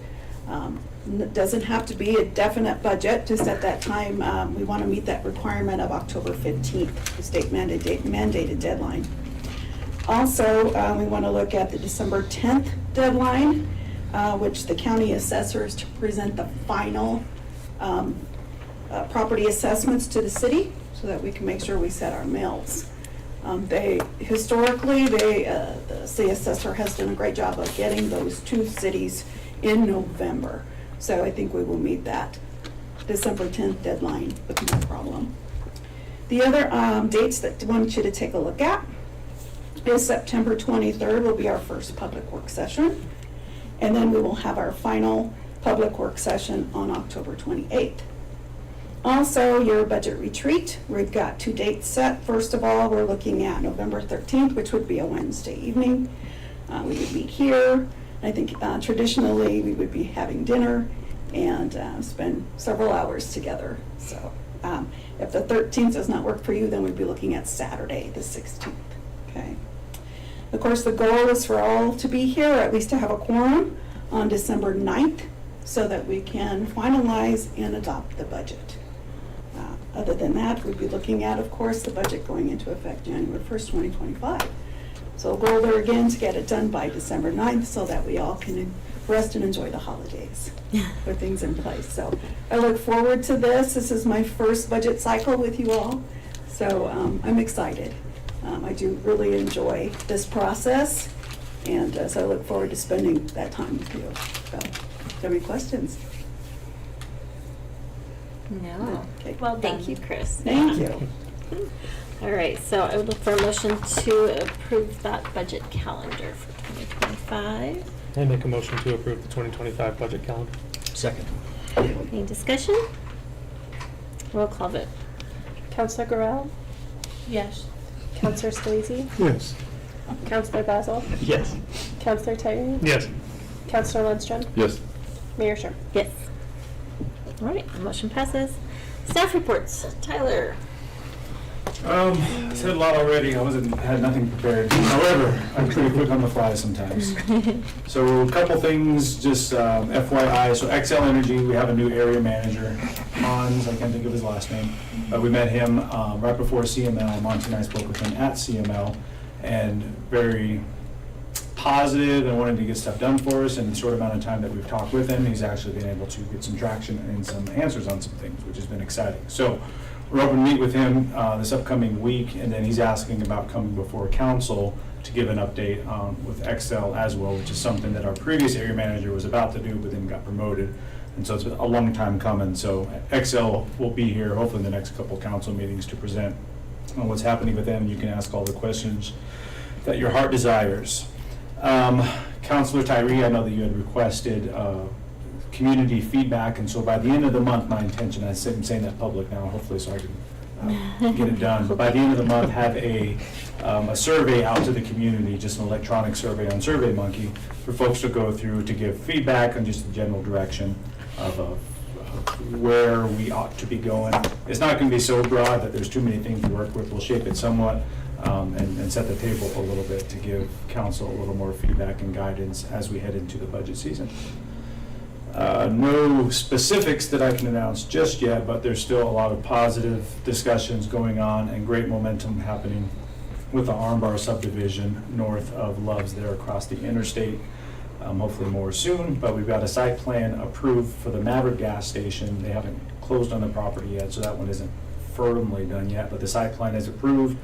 We've had preliminary site plan discussions with a couple other properties up there, so that's always exciting as well.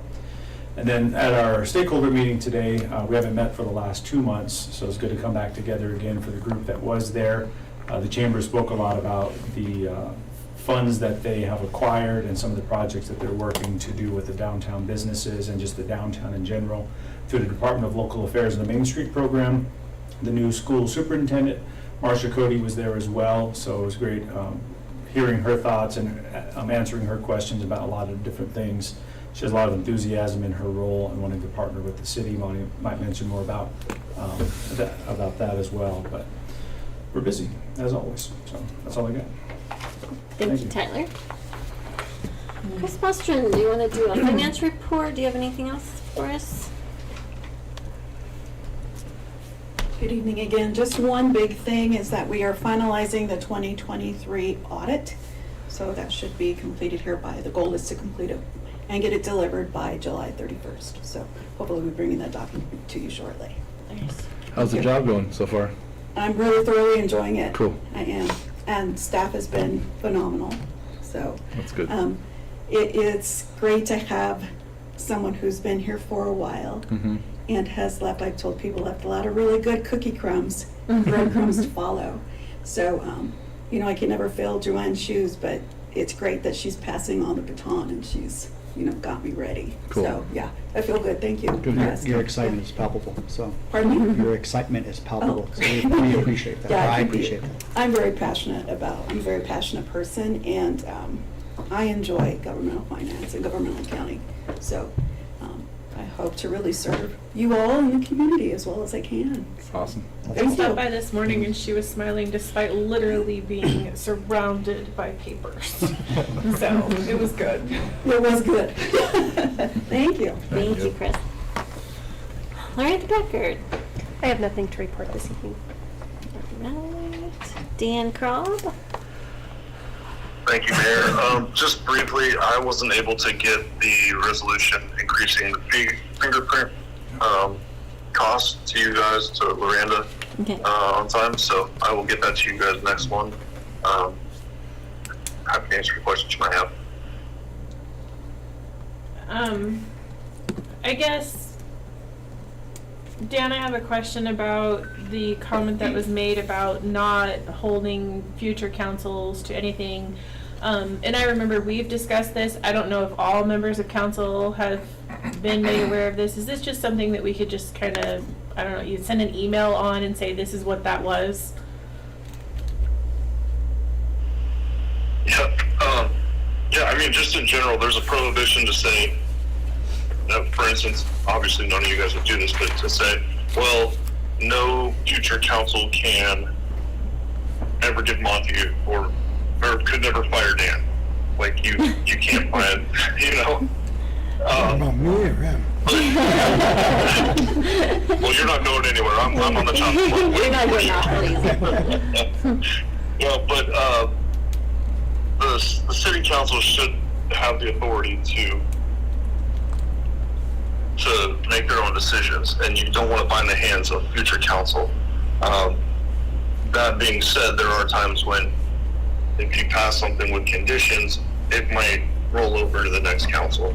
But I'm happy to discuss that. I can put together an email, or if you guys want, feel free to give me a call offline, and I'm happy to talk to you individually as well. I think you all have my cell phone number, and if you don't, Floranda can get it too.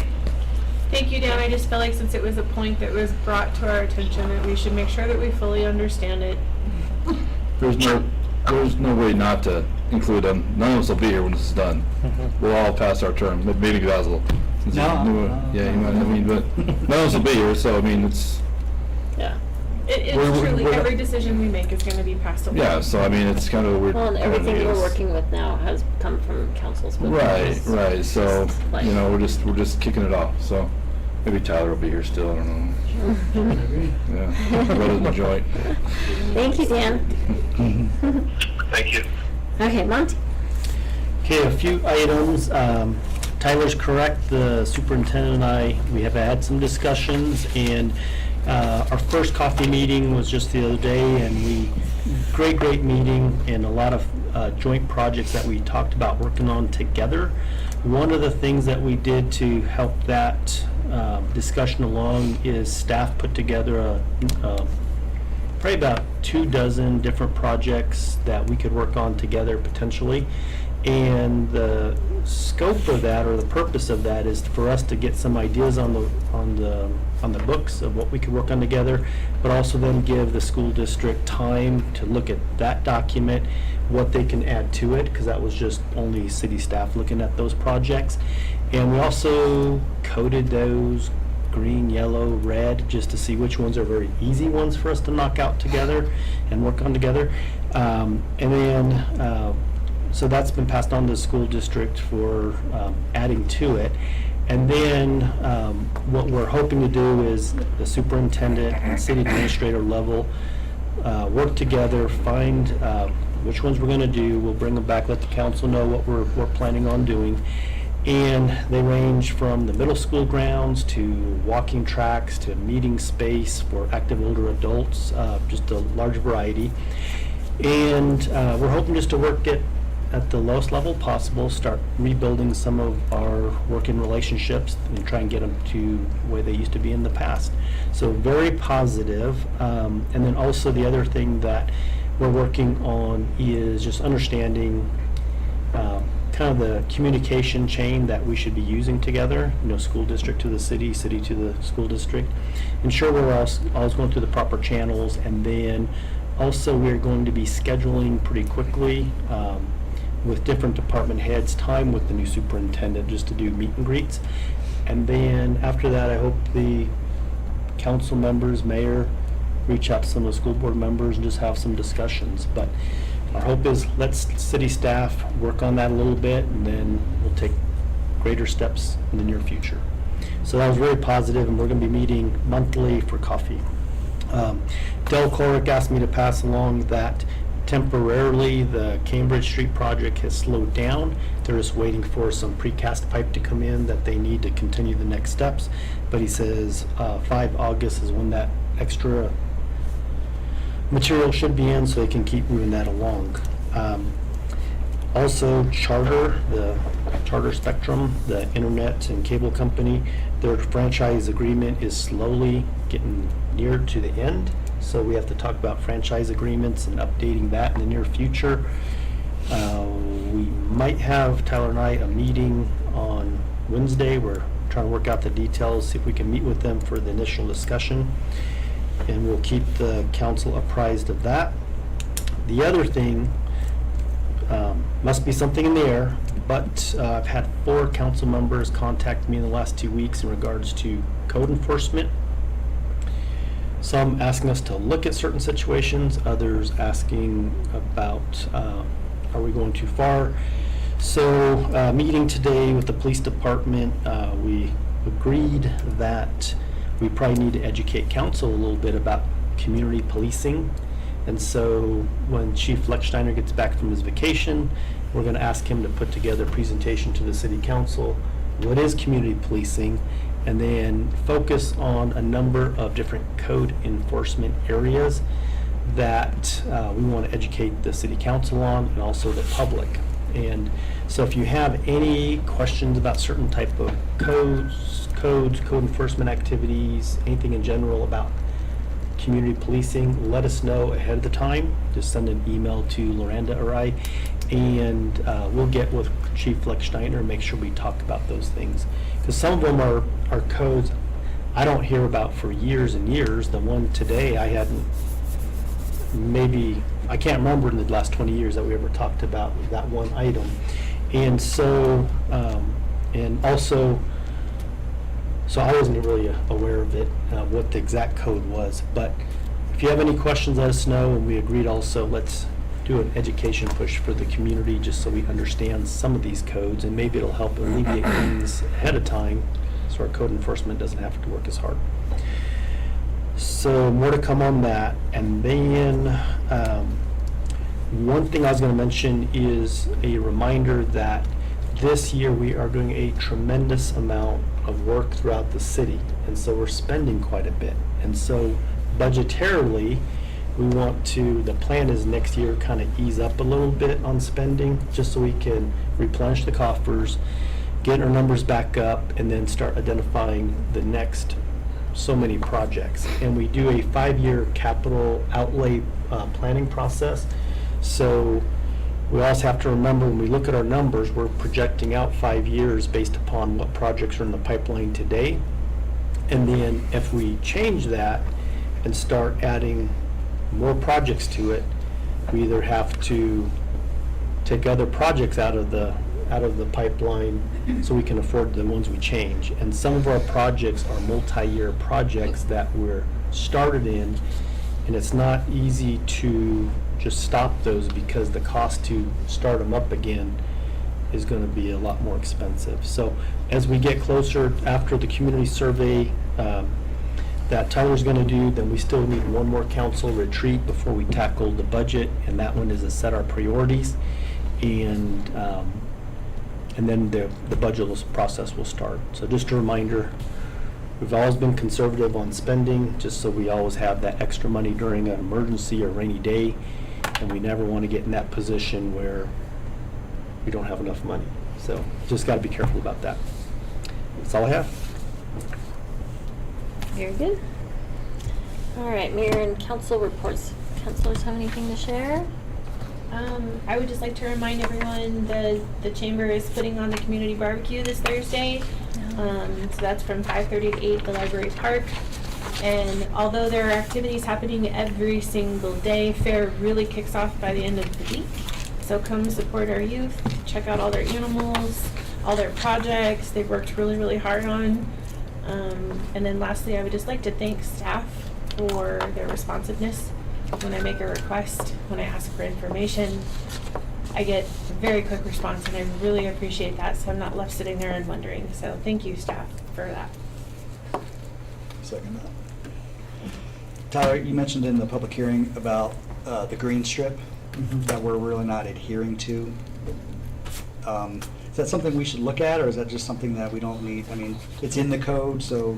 Oh, yeah, as it pertains to our standards there? Right. Yeah, that's a fair point.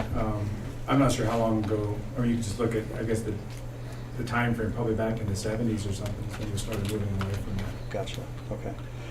My other question or request is, can we, over the next couple council meetings, get updates on the Doty Pond baseball projects? I haven't seen a lot of movement there. Central School still has that now leasing sign up, and if we were talking about, if we're talking about code enforcement and weeds and stuff like that, is there a landscape plan for that? So, good question, actually, I meant to bring that up in my staff report. So, the tour that yourself and the mayor went on a few weeks ago, I found out after the fact that the person giving the tour probably knew least about the project than anybody. Why Okay. they were the one who pointed to it, I had no idea. Both Patrick and Juan were there, but they didn't feel like they were in position to speak out. They heard a couple things, well, that's not right, well, that's not right. So they just backed off and figured we'd sort it out after the fact. So we do have a long list of requirements that we're working with the owner on, of all the things that they're gonna have to do before getting a CO. I think at that time they were saying by Monday we're moving people in, which was July 1st, and they were like, no. Yeah, I was looking at it going, "Mm, nope. Yeah, they're still a ways, and they've had a lot of hopeful deadlines along the way that just keep getting pushed back. But, make a long point short, is that yes, landscaping plan, a detailed landscaping plan is going to be required of them, so we know what to expect, because we haven't seen a whole lot. We've heard things that they want to do, but we want to see a plan as part of it. Gotcha, okay. They've done some amazing work in there, but they still got a lot of work to do. Yeah. Yeah. So October 18th of this year, the museum board took over Heritage Days, and it's being changed to the Brush Bash. Oh. This year will be the Brush Birthday Bash, because this year Brush turns 140 years old. Wow. So they're going to start launching that. They have a committee trying to get what they're going to do down at the park, by the JC building, food trucks, vendors, that kind of stuff. So they know it's going to be small to begin with. It's something you got to build on, but they want to make this the Brush Bash every year. So Very cool. exciting for That's that. cool. Yeah, it's going to be really neat. I'm a little bummed out. I wanted to be my idea to call 6 Feet of Tyler, but to tell Jay Stoner he's on my list now. That's all I got. So I was sitting there waiting for it, and I go, I'm gonna, it's gonna be great. Right. Yeah, that'd be our band name. That sounds like a band name. 6 Foot Tyler? 6 feet of Tyler. 6 Foot Tyler, that's that. That sounds like a no video, is what that sounds like. Moving on. Moving along. I was gonna bring up, so since our last meeting, which was the one right after the 4th of July, I've had a few people come to me with concerns about the aggressive water fights in the parade. That it was not pleasant for a lot of people, and I know there was one year where we put some guidelines out there and rules for people, and I feel like over the past few years it's just gotten violent again. I know one lady came to me today, she said, I'd be surprised if the Shriners come back. I guess they were just getting, Oh, yeah, it's Just- terrible. yeah, and you know, I just about got nailed by a water balloon. Well, you know, and some people were respectful, and you know, the reunion ones, but it's the people on the sidelines Our just out corner, there with yeah. their hoses, just nailing the floats. I mean, you just put all your work into this float. I mean, the Shriners don't deserve to be drenched, you know. They're just out there to put on a show, and you know. So I don't know. I think that in next year it needs to be addressed. This And I was know it's the a chamber. fewest antique cars I've ever And that's seen. why, is Yeah. because they don't want to bring their cars out to our parade because of the water. And then there was a float that had a $9,000 pool table on it, and we were like, "You need to cover it." It, like, Mhm. yeah, I've never seen so few antique cars in our show Yeah. before. Maybe they stage the parade a little bit different. I know the 1000 and 1200 Brush baseball teams, they have water balloons and squirt guns and all that stuff. And maybe if you've got a water-themed float, you're at the Yeah. beginning or the back, or at the beginning or the Yeah. end. And if people it's a know- no splash zone for Yeah. certain things, so that people don't get, because I remember the very first Brush parade that we attended, my 3 or 4-year-old son was doused by the fire truck, a kid on the fire truck hose, and knocked him completely off the sidewalk. Yeah. Now that's a little excessive. Yeah. Right?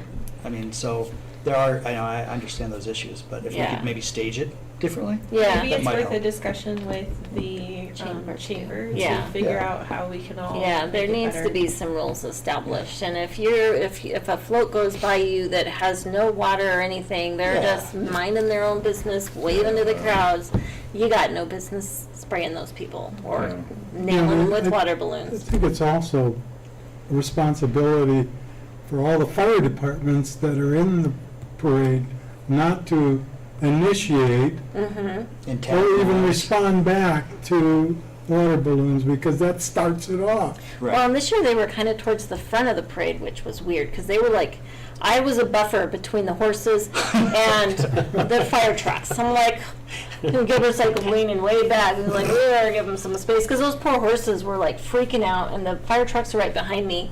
And so the water's starting early, you know, the fire trucks are going through there spraying Maybe people loud sirens and early. horses don't really need to be No. next to one another. And I said, why am I behind the Use a little more common horses? sense when we're staging And they the said, you're parade. behind the horses because you're a buffer between the horses and the fire trucks. I'm like, okay, I thought they were just being mean, putting me after the horses, but no.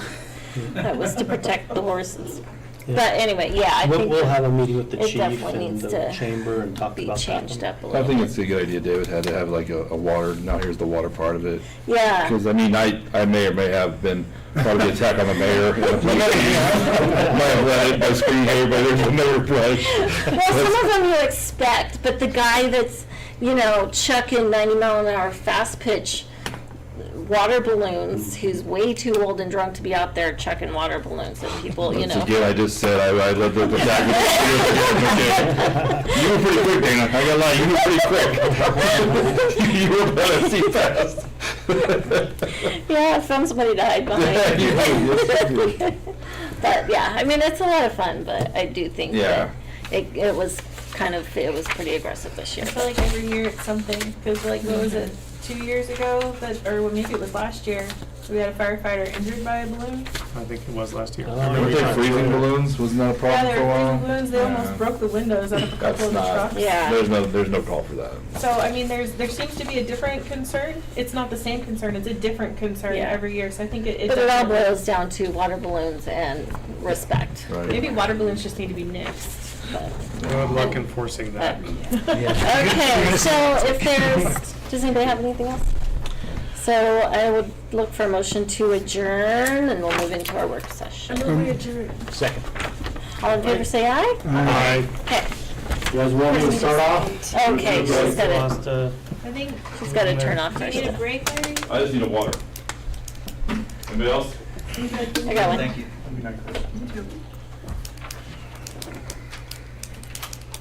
Oh, my dear Lord.